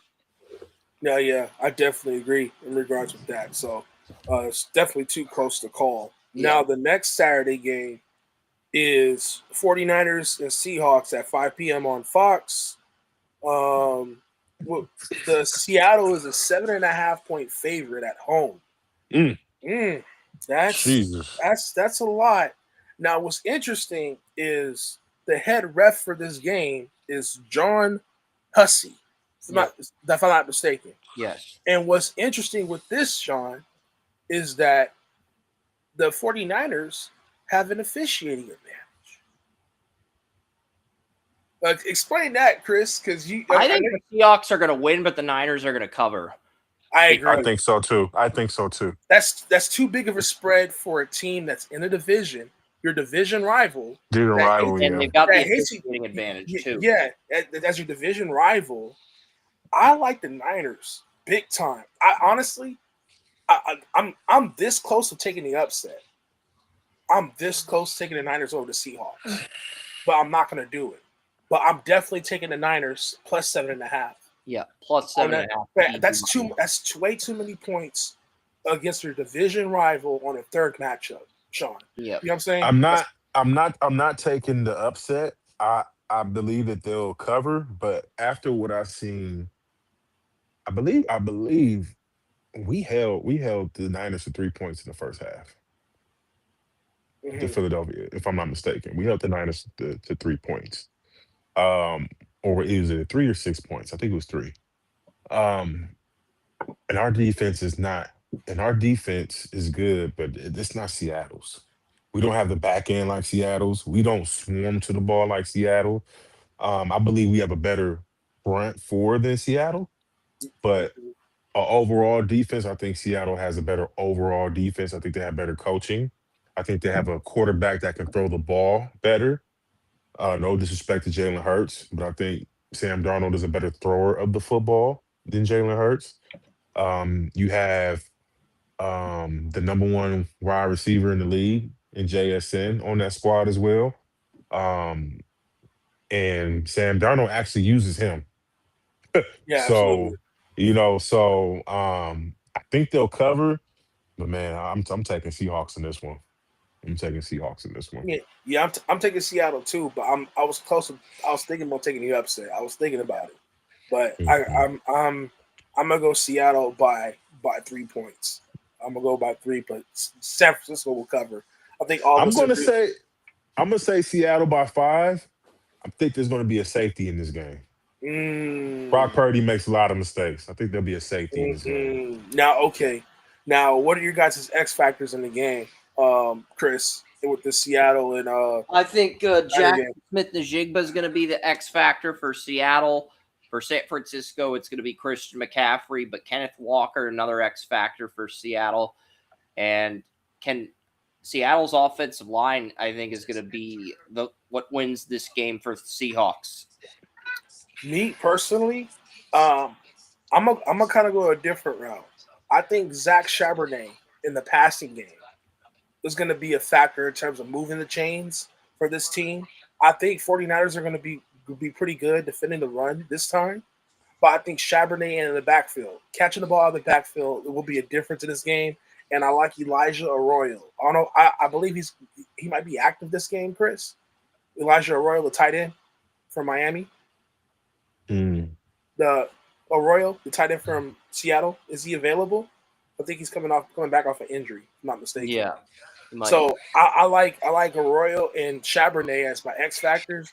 Now, obviously, Christian McCaffrey is going to be the biggest X factor for the Niners in terms of catching and receiving the ball, and we all know that he's going to be the main guy. But I need to see the receivers step up, like Jennings, Robinson. Robinson actually had a good amount of targets against Yeah, Philly. Robinson had a good game Yeah, he last had a good game last last last time. week. He did. So I He think had those like two 111 receivers. yards, Yep. Yeah, one touchdown, yeah, he made 10, some 10 key catches. receptions. Yeah. Yeah, he has some key. He has a good game with some good key catches. So Robinson and Jawan Jennings be a factor. And then I like the backup tight end. Was it Tongus? Is that Yeah. how you pronounce his name? Especially with George Kittle being out for the basically out for the torn Achilles. Unfortunately, hopefully heals Yeah. up. Regards with that. So those are basically my X factors of the game. So what are yours, Sean?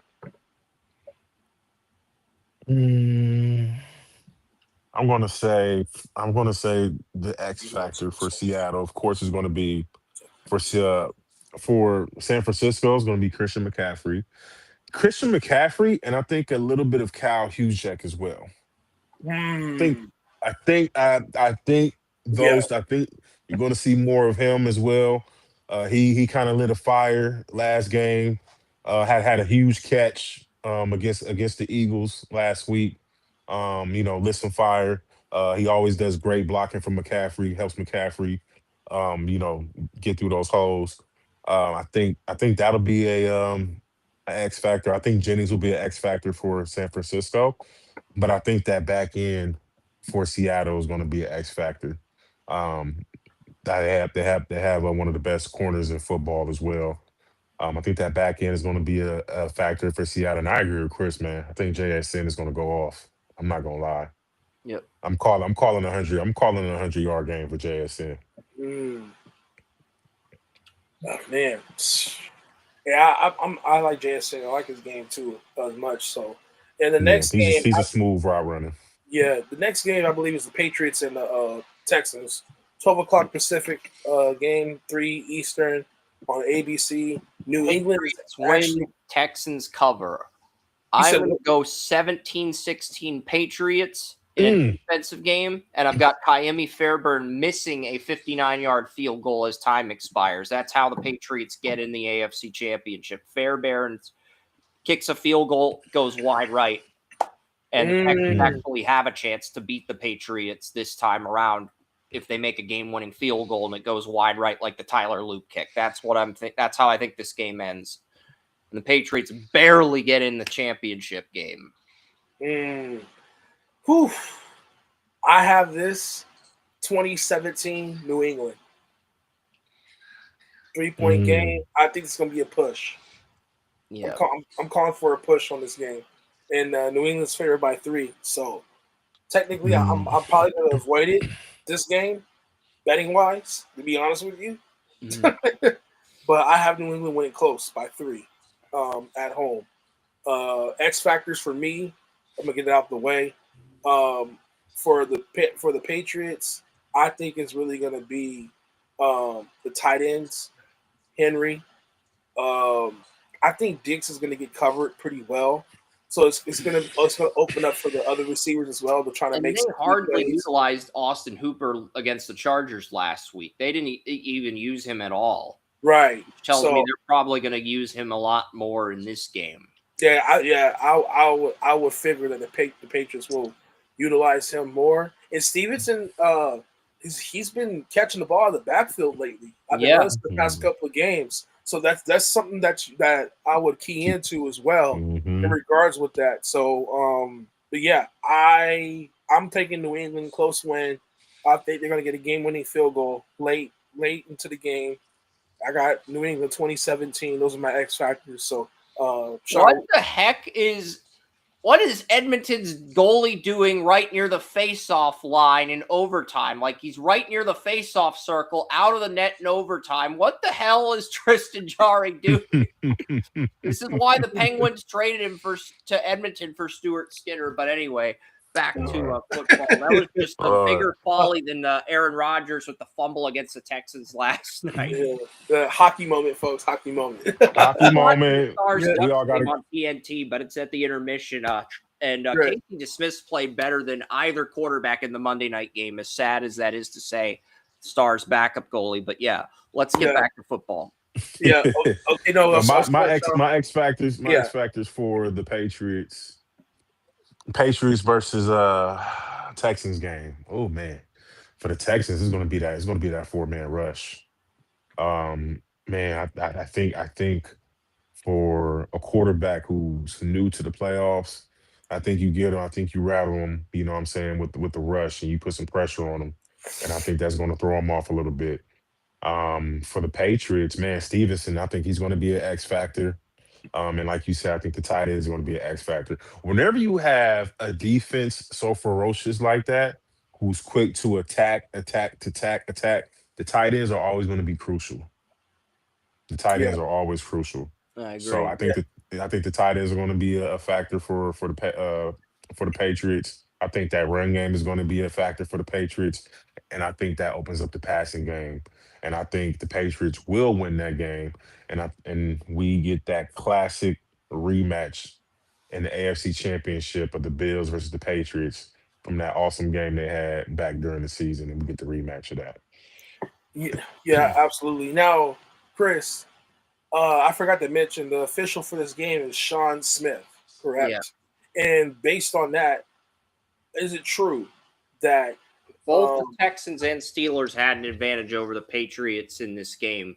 That's why I've got the Texans covering, but I think the Patriots win by a point, by a freaking point, and they barely win. They need the Texans to miss a field goal in order to win. That's how I think the game's going to end. I think I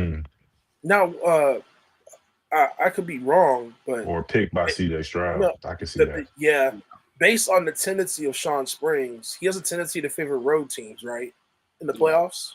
Yeah. Interesting. And also, he was the head official in the AFC title game when KC came to Baltimore. Yeah. So, He's also called the Rams-Eagles game in the snow last year. He called the Rams-Eagles game. That was the Sunday 3 p.m. game last year. So, yep. So keep that in mind, Sean. He did call that Rams-Eagles game in the playoffs. Yeah. So he has a tendency to favor road teams in playoff games. So I've been studying him. Vrabel started his coaching career with the Texans. So I think that's his familiarity with their personnel, that's going to give the Patriots the landslide edge. But it's going to be a very defensive game. Yeah, I definitely do agree with that. Now let's go into the last matchup. We have the Rams and the Bears. The Bears. What's interesting is this: the Rams are actually a 3.5-point favorite. I like they're at home, right?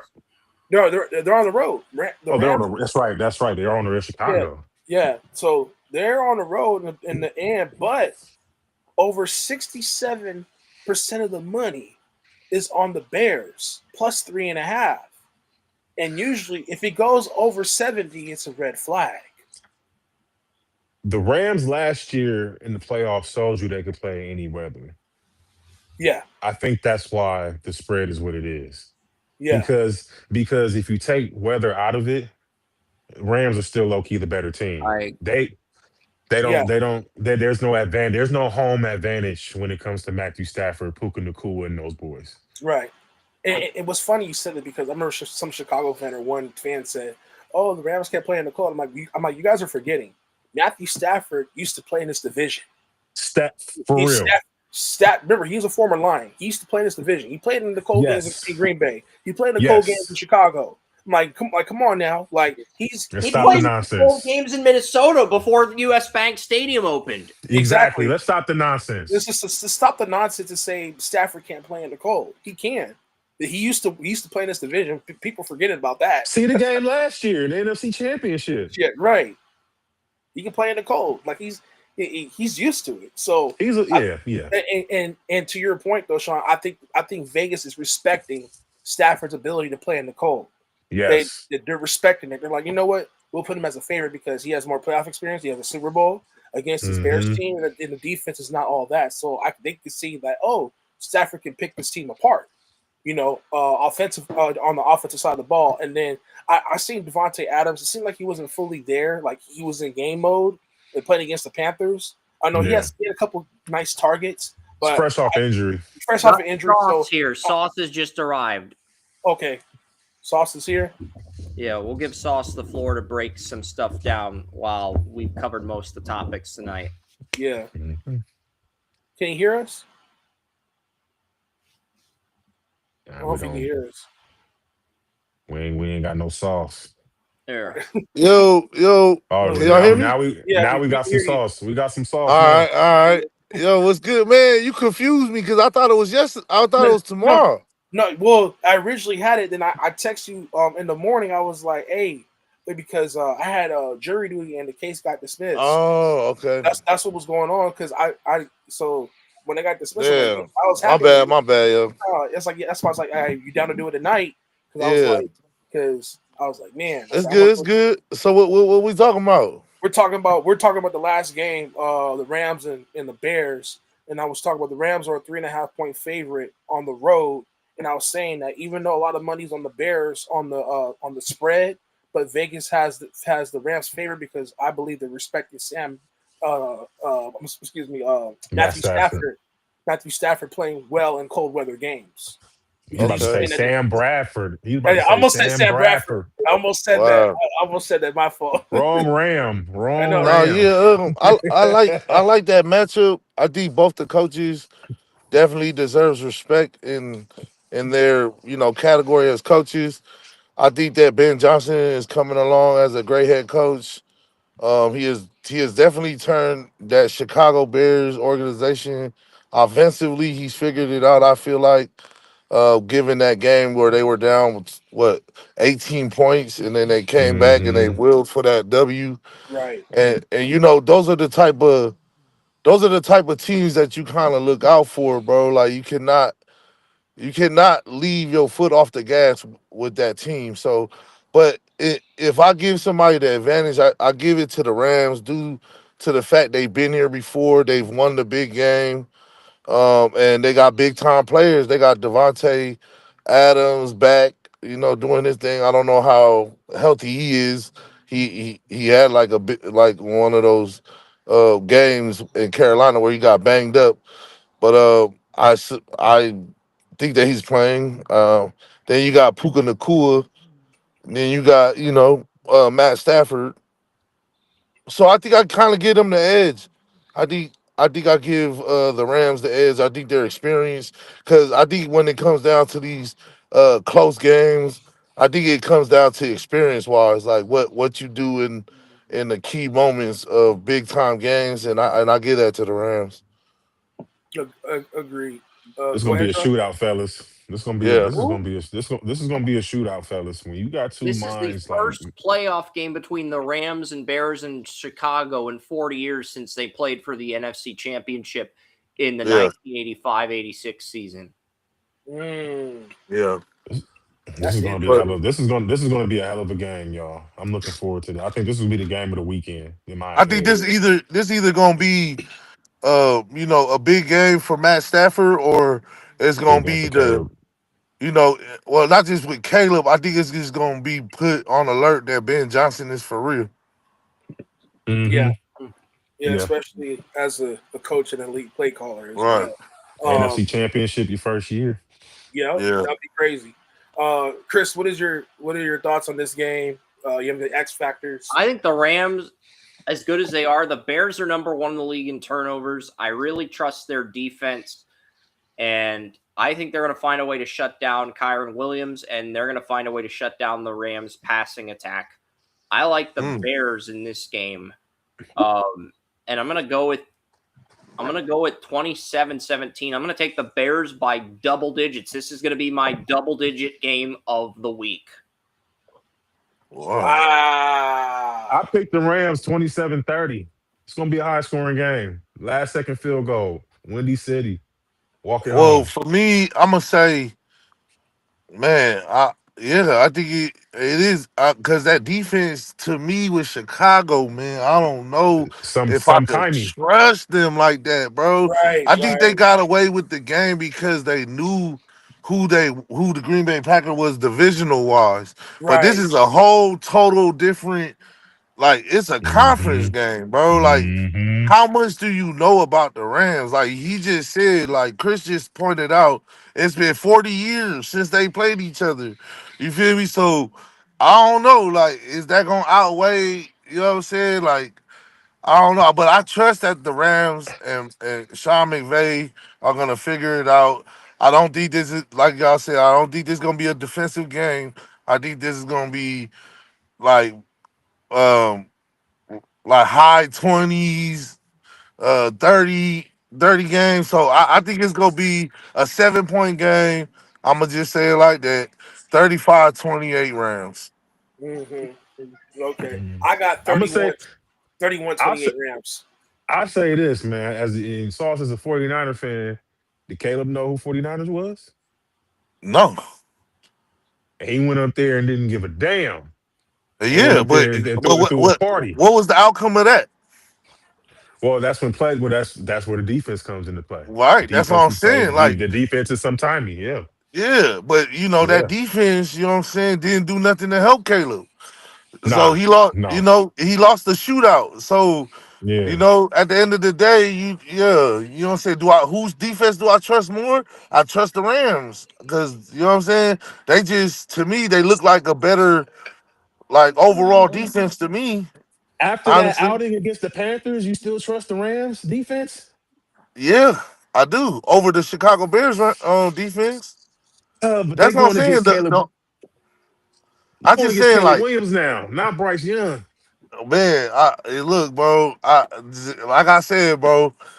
Experience gets you to big time games, bro. That's fair. And, That's fair. and I feel like this is what it's going to boil down to. They're both great coaches. They both got great game plans, and I just, this is a great matchup. I just feel like the Rams edge the Chicago Bears. Like they both have suspect defenses where we don't know what defense is gonna show up. Um, it's just it's crazy. Matt Stafford been pick six happy over this last month. Yeah, Yeah, yeah, he He's got thrown a taken care pick of them. six. He's thrown a couple pick sixes in damn near every game. Yeah, but So no, go ahead. I'm picking the Rams to win too. But you're right. Experience. I think experience will eventually weigh out in the Yeah. outcome. Yeah, I got yeah. Rams. So Chris, you're the odd bet out. You got the Bears, bro, Yep. but with a double And digit double win. digit lead. With a double Woo! digit win. Now, the head official for this game, his name is Sean Huchili, if I'm not mistaken. Yeah, Yep. he's a head ref. And is there any type of officiating advantage in this game, Chris? He already sound like a cheater. Uchili. He sound like a Well, cheater. speaking of that, This is the probably Chiefs the have a good. most evenly matched game in terms of officiating. This game between the Bears and Rams. This feels like the most evenly matched of the games. Mm. No, well, speaking of Huchili, I believe Mahomes won 2 Super Bowls under Huchili Ooh. Is it Sean Hockley? Yeah. no, I'm talking, yeah, Sean Huchili. Hockley, I think, is calling Hockley. Hockley. But yeah, Sean Oh, Hockley calling the Bears-Rams game. Hockley did not call a Super Bowl. I think he might be a candidate for this year's Super Bowl. We'll see.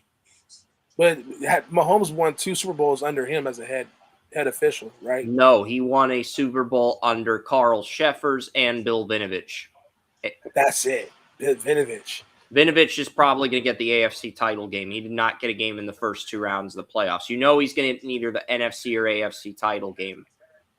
But Huchili, I don't know if I know I'm saying his name wrong, but Huchili and Vinovich, the Chiefs have really good records, in terms of Yes, when overall playoff games. the overall playoff games. If you see those names in their officiating a Chiefs game, just letting you know the Chiefs have a really good record with those head officials into those games. That's all I have to say. Yep. And also Clay Martin, because that was the big one too. Clay Martin, is he's probably going to get the other, because Clay Martin's gotten a lot of wild card divisional round games. He has not gotten a conference title game yet. That's probably the big short, the big surprise for next week. He's probably going to get one of the conference title games, if I had to guess right now. Yeah. For some reason, I think he might get I think he's going to get an AFC title game. But the irony is here, logistically, if the Broncos win, Tony Romo and Jim Nantz can stay in Denver for a week and then just adapt there for the AFC title game.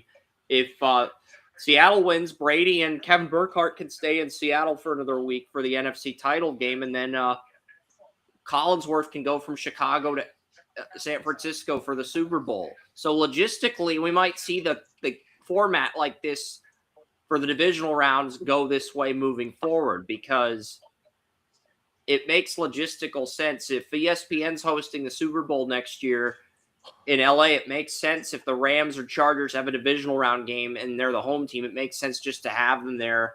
Then there's no more traveling. And then the higher seeded teams, you'd have more Bills games with Tony Romo. If the Bills are the 1 seed, then you'd have, I don't know, whoever the 1 seed is in the NFC, whether it's the Eagles or Bucks, Brady calling that game. But logistically, that's what the league is doing this year. They're putting CBS and Fox in the locations of the 1 seed. So if those teams win, the commentators for next week's games don't have to do any traveling. Makes sense. No, that's a really good point. to think about in regards to the logistics of the networks and where they're staying. Because I'm So wondering if that's going to be the format moving forward in future years now. yeah, especially with that going on. Now, Sauce, I know you came in later on, but I just Yeah, want to get your picks for the rest of the playoffs. Who do you got for Texans and Patriots? man, that's gonna be a big one. That's gonna be a big test for Drake May to actually play a defense that really is like that. And I think that seeing the game that happened on Monday, like yesterday, with the Texans, I think it's gonna be a close one up until the end. And I feel like the Texans are definitely gonna take that. Hmm. Uh, Interesting. you got Texans over Patriots. Now, who do you have with Bills and Broncos? I got the Bills. I got the Bills. Like I said, man, I think that it's Josh Allen's time. I think he's proven himself against Jacksonville, and he's gonna prove himself against the Broncos. I think that Josh Allen just knows how to play playoff football. Yeah, no, I agree with you. And then I know you go. I know you taking your Niners over the Oh Seahawks. yeah, almost definitely. Yeah, I know Yeah, you're most doing it, but definitely. just give me some keys to the game in regards with that. So I feel like, well, in this game, we'll see a healthy Trent Williams. That's gonna help a lot. I think that CFC is gonna a lot could be done behind Trent Williams, no matter whose defense it is. Um, I just think that CFC is gonna have a different kind of game than he did in week 18. I think Tungens is gonna be a name to look out for due to Kittle's injury. Shout out to Kittle. Praying for a healthy recovery. Yeah, Um, and I yeah, just think that our defense is just playing that like type of defense where we keep everything in front of us. You know what I'm saying? I think that we showed a lot playing against that high powered offense with the Eagles. What a high Um, powered offense. I mean, yeah, I just feel like Saquon Barkley, man, like I don't think we gave him too much leeway up into that big, them big run plays that we couldn't stop him. But I don't like I just think that it's a different team this go around for the Niners. I think this is definitely a different team outside of the season. I think that we're playing with grit on the gridiron. You feel me? So I like the chances of the Niners versus the Seahawks, bro. yeah, and not only that, Sauce, Chris did mention about the 49ers having a level of officiating advantage in this heading into this game. So just FYI, Oh I just wanted to point that out. yeah, Because Chris I mentioned it was earlier. surprised. I was surprised of the level of officiating advantage that the Eagles had this game, and we won. I was very surprised, Well, but Go ahead, Sean. Sound off because I know you. Go ahead.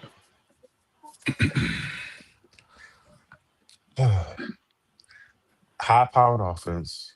When your they were. quarterback on when your quarterback only throws 96 yards in the first half. Officiating advantage when the San Francisco 49ers only had one penalty to the Eagles' eight penalties. I just want to know where's the advantage at in officiating.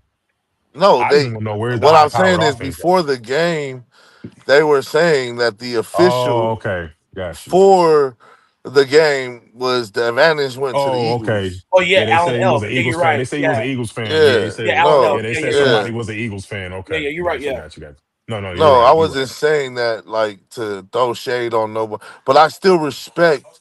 No matter what the coaching situation looked, I still would have respected the Eagles as an offense, bro. Like it's just I don't know. Like I don't think they came out and played their best football. Like We I think we that I think that AJ Brown and Sirianni that altercation definitely like took away a lot of like the energy. Like the energy was different. It was an energy shift with all of that. Like it was too much, and it's like, do you understand like what kind of game that y'all playing in? Like, do y'all know that it's win or go home? Like, why are y'all doing all of that? Like that's like you know that's like animated to me. I think it started before that. We were getting booze after getting so No, many yeah. foreign outs. So after getting so many foreign outs, they were booing the team off the field. You had that going on. Hell, you had Jalen Hurts looking at some of these plays. Like, are you sure we want to call that? Like, we were playing like this all year. I don't remember the last time Philly scored over 30 points since week 2, and that was thanks to the Uh, special teams. I don't remember the last time Philly scored over 30 points.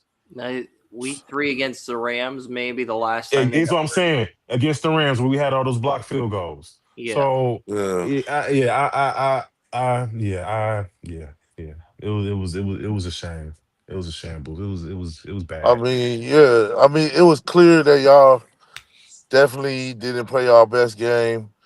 Y'all Mm-mm. definitely were offensively in shambles. I think Jalen Hurts, you know, like I've been telling y'all, Jalen Hurts behind that good offensive line last year is gonna show himself, and it's gonna be y'all downfall because Well, that O line, Emmanuel Yeah, knows how I feel about Jalen Hurts yeah, yeah, already. yeah, yeah, yeah, yeah. To be Sean's been real consistent about Jalen Hurts as a oh, quarterback yeah, in for terms of sure.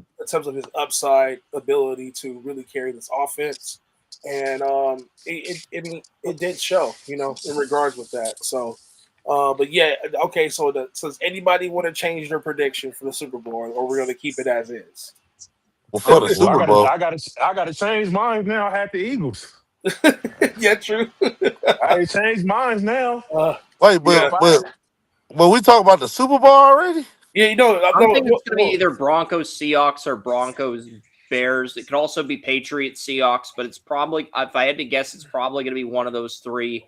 So And the then Niners have no chance with y'all. no. no, no, I don't think they do as much. Okay, Hey, yeah. Well, listen, listen. I Oh, go got ahead, the go ahead. Niners. I got the Niners and the Bills, and Niners beat the Bills. oh my Hey, god, hey, Sauce. Yeah. I'm gonna say this. I'm still gonna go Rams Bills for now, Uh huh. but mm. I'm gonna still go Rams Bills. I'm gonna stick to it. But Uh.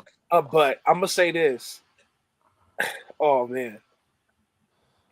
Oh, but I It's think hard to be a team twice, man. that's the thing. That's the thing. You Yeah, feel me? yeah, Man, we could all yeah. agree right. Look, we could all agree right now. I even said this on my Facebook post. 3 out of the 4 teams in the NFC are from the NFC West. So Yes. Hmm. hands down, we all agree the NFC West was the best division this year, hands down. Absolutely, And yeah, we all could agree to that because of the yeah. level of play from all these 3 teams that made it to the playoffs and to the division round going this far. I think that's But my thing is, I think that people don't understand the level of how the Niners had to will their way without big name anything. We were down to our fifth linebacker, bro. right. No, Our Sean mentioned it. fifth, Yeah, he yeah, mentioned it. our fifth linebacker, bro. And yet we are competing as if like we're this wholesome team, bro. Right. But at the end of the day, hate it or love Well, it, but you gotta respect it. You well, feel me? Niners are our first class organization, top 5 organization in the game. You Yeah. know, we can't dismiss that. Right. Johnny Lynch up there ain't gonna let you pussyfoot on the field. No. So that's one thing. So we gotta And hopefully, we we get Fred Warner. You feel me? Back healthy. He's already on the field practicing. So who knows? We might see a world where Fred Warner's out there conducting as the captain on the defense, and that Yeah. might Yeah. spice the things up a little bit. Right. yeah. Right. But honestly, man, this Y'all have is no tough, man. rush. It's no This is rush tough for because, man, this is tough, man. Even this Niners Seahawks game for me is tough. Like, this is oh if the man, Niners don't get pressure, they lose. yeah. Yep. But But if bro, like I don't think y'all paying attention. even when we didn't get pressure, it was 13-3. Our offense is that bad. Our offense No, is I'm so talking about vanilla. no, You're no, talking about the, you're no. talking about the matchup against Seattle, I'm right? talking about the Oh, last matchup with time. Okay. Seattle, bro. Okay. The only difference is our offensive line could not hold up against that D line without Trent Williams. Mm. Yeah, because he got hurt early in the game. Forgot to mention. He Yeah. did. So Yeah, he for did. it to be a 13-3 game, I like my chances with them with against them running it back. That's just But you, me though. Yeah, but y'all, yeah, Seahawks at home this time. Y'all Yeah, was but at we home. beat them at home already. but it was So early in the year. that's Yeah, checkmate, Yeah. you know? Yeah. Yeah. And to ruin their dreams on their field, that's every Niner fan like hope, like man, every Niner fan's gift to God's green earth. right. So this But the rubber match, I'll baby. say, This the rubber match. Sauce, I'll say this though, especially with Levi Stadium hosting the Super Bowl, I guarantee you that's giving motivation to these Niner Man, players. I'm trying to tell you, bro, Yeah, we try to be one of them teams that, that wins a Super Bowl on their home turf. Tampa did it. The Rams did it when they went all in. Yeah. They did it back to back We years. trying to be, one of them organizations. We trying to tie for the most Super Bowls. You feel me? We trying to be up there. Right. So yeah, for me, I'm not ruling that out in terms of like I said, I believe these Niner players are playing with fire in terms of like, hey, They are. Super Bowl's on our backyard. Let's go. We're contending. Let's go out there and give it our best shot. You know what I'm Against saying? all odds, Like, man. This has that's been how I'm looking at. That's how I'm looking at the Niners yeah. right now. And I'm not. Yeah. And Sauce, I commended your Niners. I'm like, with all the injuries they had, they're still contending. Man, for real. They're still contending. Fifth to sixth string linebacker, they're still Yeah. contending. Mm-hmm. But Ricky Pearsall being out, they're still contending. You know what I'm saying? Yeah. In all that, And the way we played against that defensive line, I like my offensive line, man. Like, that we played one of the best defensive lines in the game today, facts, bro. facts, And we willed a W on, like let's not act like going into the Lincoln is something easy to do, bro. It is right, not something easy to do, bro. You could say that now, Sean, bro. You could say that now after we've seen what the outcome was, but going Right. into the Lincoln is not something easy to do, especially in the playoffs. It's not, but if you would have asked me with my heart, who do you think is going to win this game? I'd have told you, I don't know. This is a pick 'em game. Philly and San Fran to me was a pick 'em game because I know San Fran has the ability to be that good, and But let's Philly not act like and let's not Philly and act Philly like has the ability historically to be that bad. But let's not act like historically the bye week don't bid well for them teams, bro. Bye Hmm? week do not bid well for a lot of people that take like let's take the Lions. The Lions lost to the Commanders when they were first round ages. Yeah. yeah, yeah. And honestly, last year, I don't know if you guys, I made a point about Detroit in last year's podcast on the playoff preview. I said that Detroit they struggled against during that last year they struggled with quarterbacks who were mobile. Jaden Daniels Mm, plays was a difference in that game, Chris. I don't know if you remember. yeah. And Yeah. it shifted. It shifted because the reason why I said it last year, if you look at Detroit, they didn't really play a lot of mobile quarterbacks, No, they and didn't. the ones they did, they struggled. You know, Yeah. but, Mm, but this year they had a better defensive scheme, um, on certain matchups, in my opinion. But the offense didn't match up. mm. The Yeah. offense this year, and obviously with Ben Johnson being gone, so to Sauce's point. So yeah, man, we'll see what happens in this divisional round. It's going to be really really All in exciting. all, I just expect it to be something to remember. You feel me? Like this is a playoffs that you're gonna remember. Like it already started off. No shade to the Eagles, but they were the defending champs and losing to the 49ers. That was already fireworks. You know what I'm saying? So it's already been fireworks in these playoffs. Drake May is not a bust. He's definitely for real. I mean, he Yeah. played the lesser of the teams, but still willed a W. You know what I'm saying? So Right. more to their defense. Shout out to their defense. Their defense showed up. Um, Caleb and Williams, all Yeah, them Caleb cats. Williams doing what Caleb Williams is known to do against the Green Bay Packers. You know what I'm saying? This man is did not play with the Green Bay Packers the way he was looking in the first few quarters. He was not playing with them. Right. Yeah, so and it showed. Hmm. Hmm. Yeah. And Yeah. then He wasn't playing with his own team the way he was cussing him out on the Nah, yeah, sideline. he was definitely upset. Yeah. right. And to me, this NFL playoffs to me has like a March Madness feel Yeah, this is a this good year. one. It's wide open. Yep. It's That's what wide open. it's just wide open parody. It's just And like I said, the Steelers always first round exits, man. That's just who they are. yeah. Yep. Speaking of that, what are your thoughts on Mike Tomlin stepping down? Mm. Man, he should have did that 5 years ago. Mm, I, I say this. I say this, man. Look, Tomlin is a great coach. Um, he started losing his touch.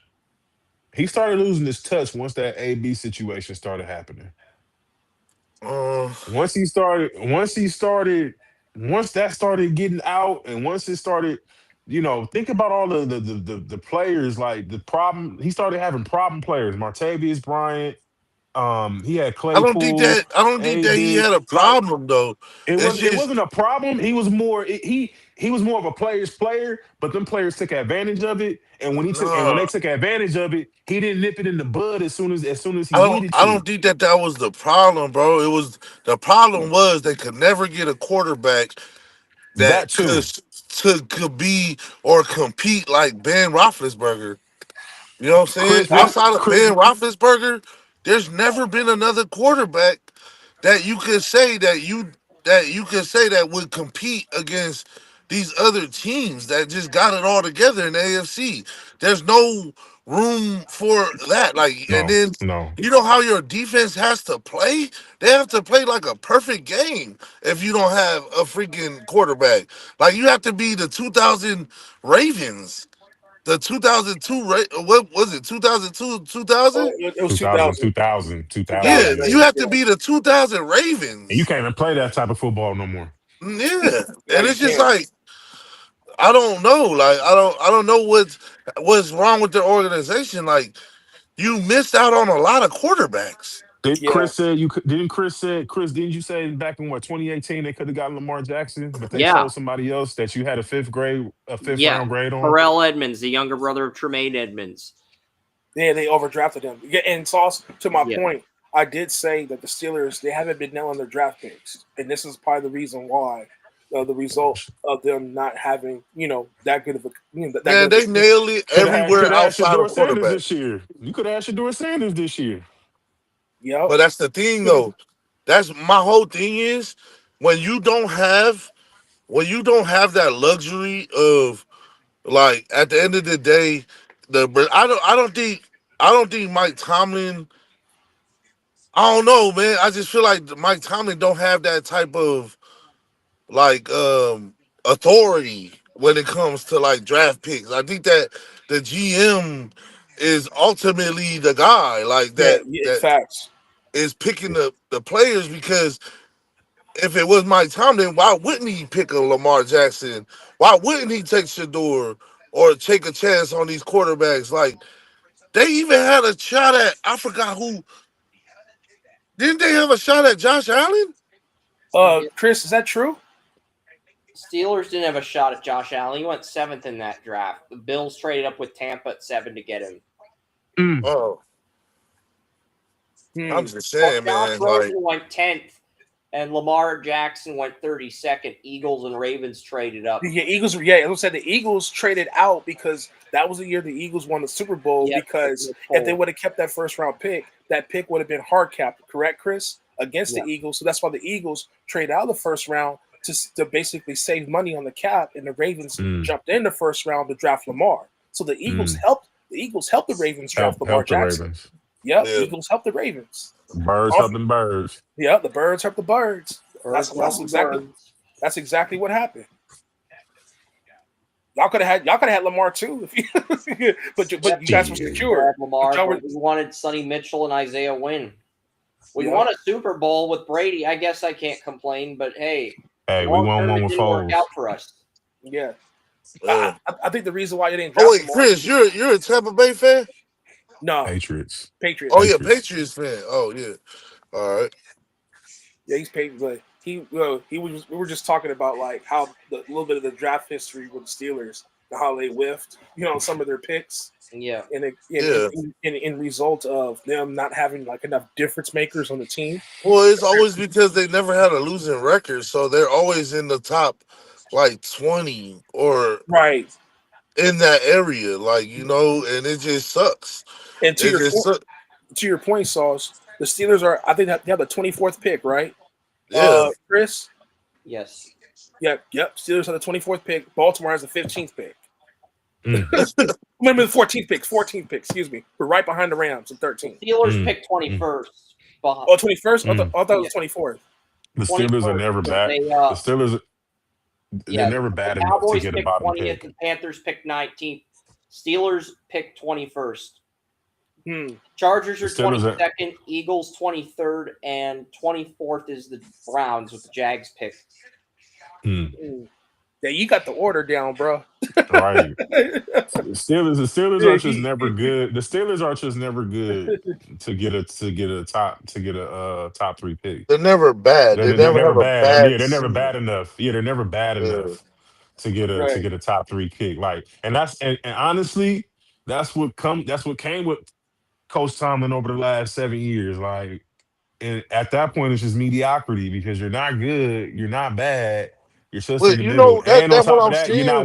not winning playoff games. I can Yeah. understand if you win in playoff games, but you're not even doing that. Yeah, and the Steelers are like the kid at the back of the line at Toys R Us waiting for the Cabbage Patch Kids dolls to come out, and they don't get the good doll. They get the leftover doll. They get the doll with 3 arms or the doll with a missing leg.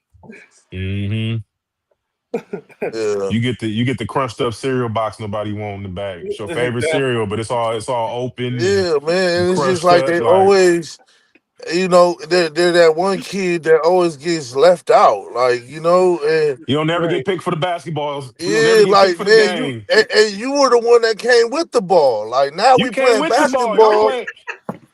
Y'all Like, playing with my ball. damn, How I don't get bro. picked? You playing Like, with my ball. it's cool. I get next. Like, what? Right. Y'all talking about running back. Ain't no next. What? What is that?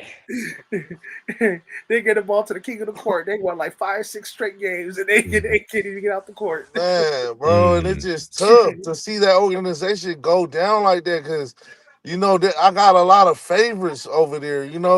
Like one of the Neffs played for them, like Isaac Selmalo, man. That's, shout out to the Neff, man. He doing his thing, man. But he went from winning the Super Bowl to, gosh, damn, like.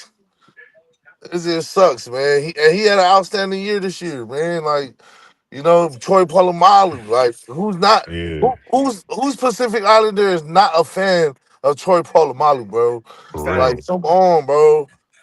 And them are all Cowher guys. And I'm gonna say this: them are all Bill Cowher guys that he won Yeah, that Super Bowl with.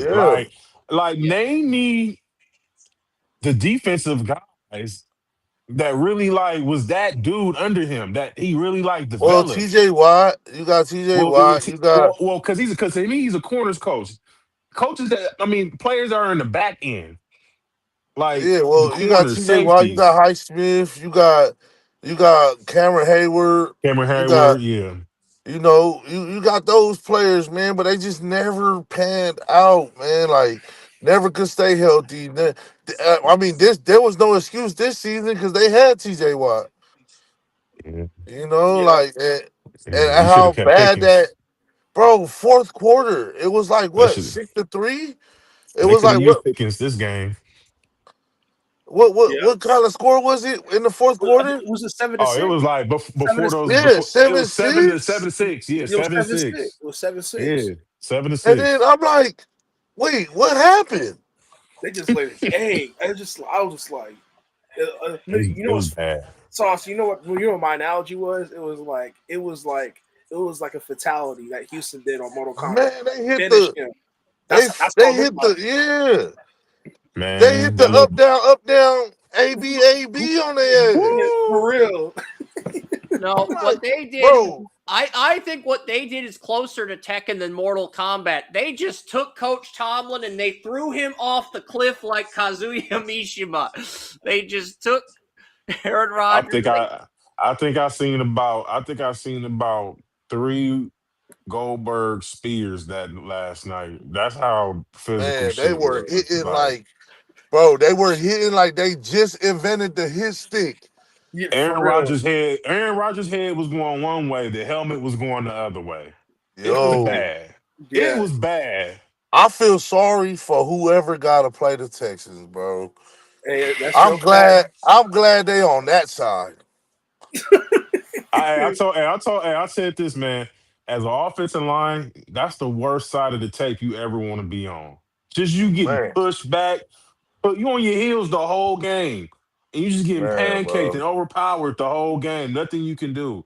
Right. It's terrible. And they were doing it on the offensive side of the ball with the O line, At the end of running the the game. ball, End of the running game. the ball. Yeah, gave my man 100 yards Yeah. with him and Nick Chubb. Right? With Woody Marks too. He scored a Woody last. Marks, yeah, Yeah. rookie, Yup. 106 yards. Yeah, they had a pick six and then A strip A sack was fumble, a a fumble a fumble. recovery fumble. for a touchdown. Yeah, man. Damn. They scored on every facet, scored on all What's facets. the They point? scored. It's just like at the end of the day, damn Steelers, what's the point? Mm-hmm. Bro. They done threw holy water on your field just for y'all to get in, just for y'all to get smacked. I'm not gonna lie. If I'm the Steelers, I'm cleaning house. I'm trading. I'm I'm trading starting, hey, TJ. I'm cleaning house starting I'm with the trading. I'm priest. trading.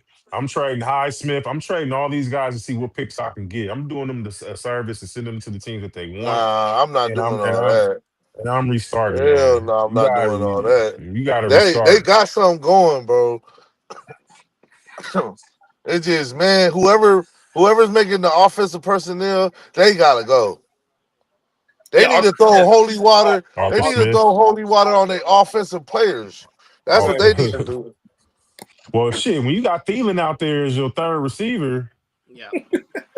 like come on, Emmanuel. Yeah. When I seen him out there as a starting third receiver on the slide, I said, "Oh yeah, yeah, man. This is gonna Nah, be a long yeah. night. This is Yeah, gonna be man. a long night." Oh man. But you know what? We're gonna end this podcast tonight. Thank you Damn, all. I wish I was here earlier, I man. know, but yeah, I try to I try to get you caught up with the picks and stuff like My that. fault, my Yeah, fault. no, you're good. You're good. Yeah. We'll We try got to the divisional round.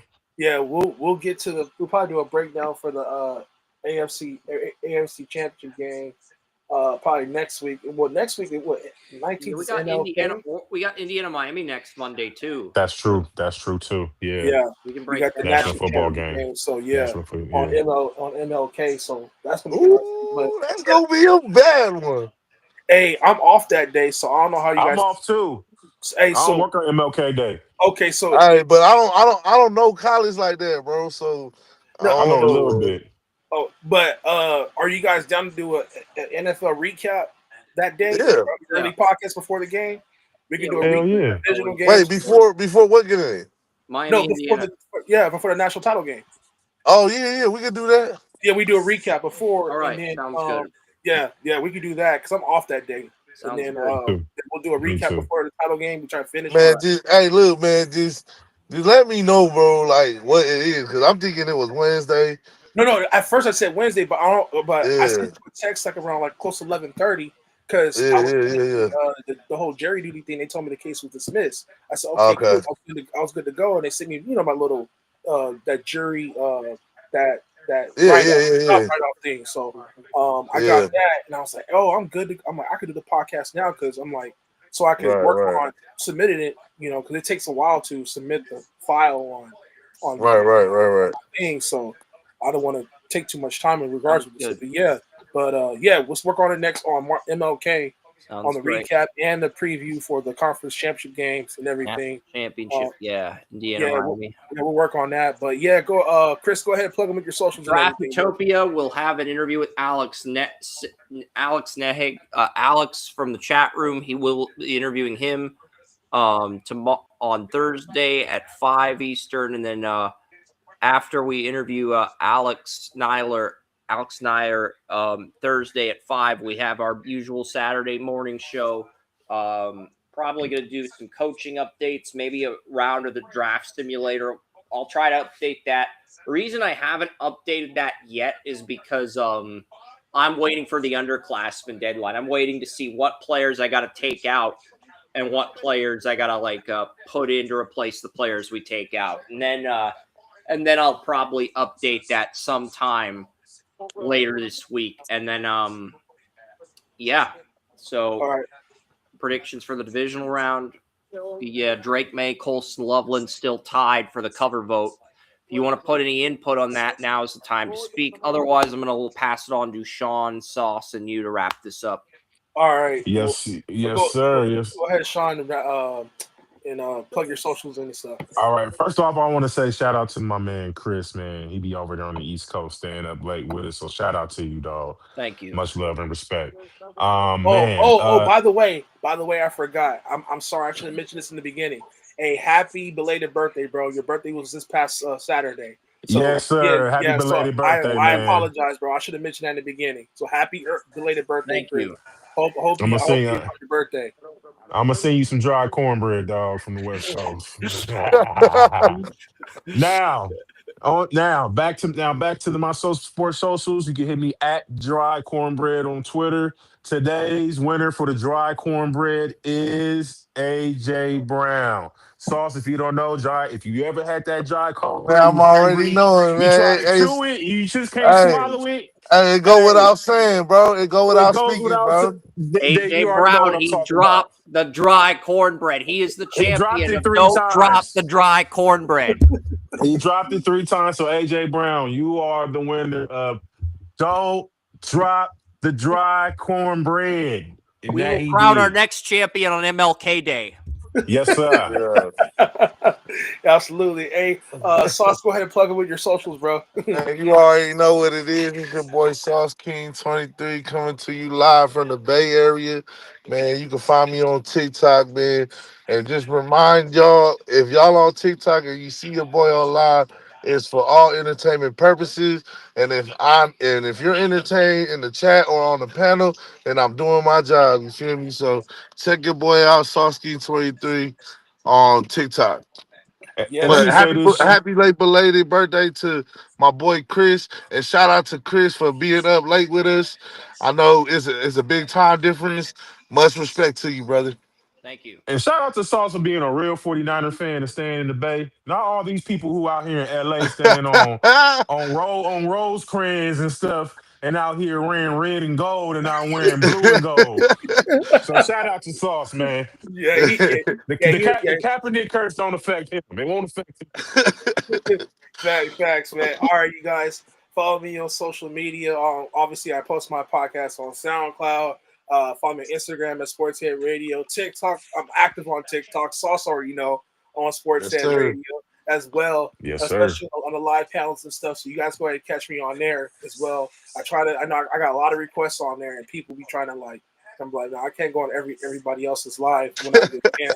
I know the Sauce, he at the top of the list for me. You know what I'm saying? If I see it live on there, if he shares it and everything, or if I catch him, on there when I'm on there. Yes, sir. Instagram, on X, I'm on Sportshead Radio as well, and everything. So yeah, man. And then we'll see, man. Also, All-Star Weekend in LA, man. Holla at me. Hey, it starts the day after my birthday. I'm gonna turn up, man. You already know. I'm gonna holla at you, man. I'm up the street. I'm gonna holla at you. Yep. Oh, y'all both in LA? Yep. Oh, me and Shaun are in LA, and Chris from Pittsburgh. So he's man. Look, man. Hey, look, when I come out there for a Philly game, Chris, I'm gonna see you. Nah, yeah, but man, we should definitely, make it a thing to, for next season. Maybe go to a game that's neutral. You Right, feel me? And do what we Mm-hmm. do. Do a right, live podcast together. right. Mm-hmm. I know, Chris, you got plans to go to the NFL draft in Pittsburgh. I know you got Yeah, plans I'm for gonna that. try to get to that. I mean, I tried to Mm. get when we went.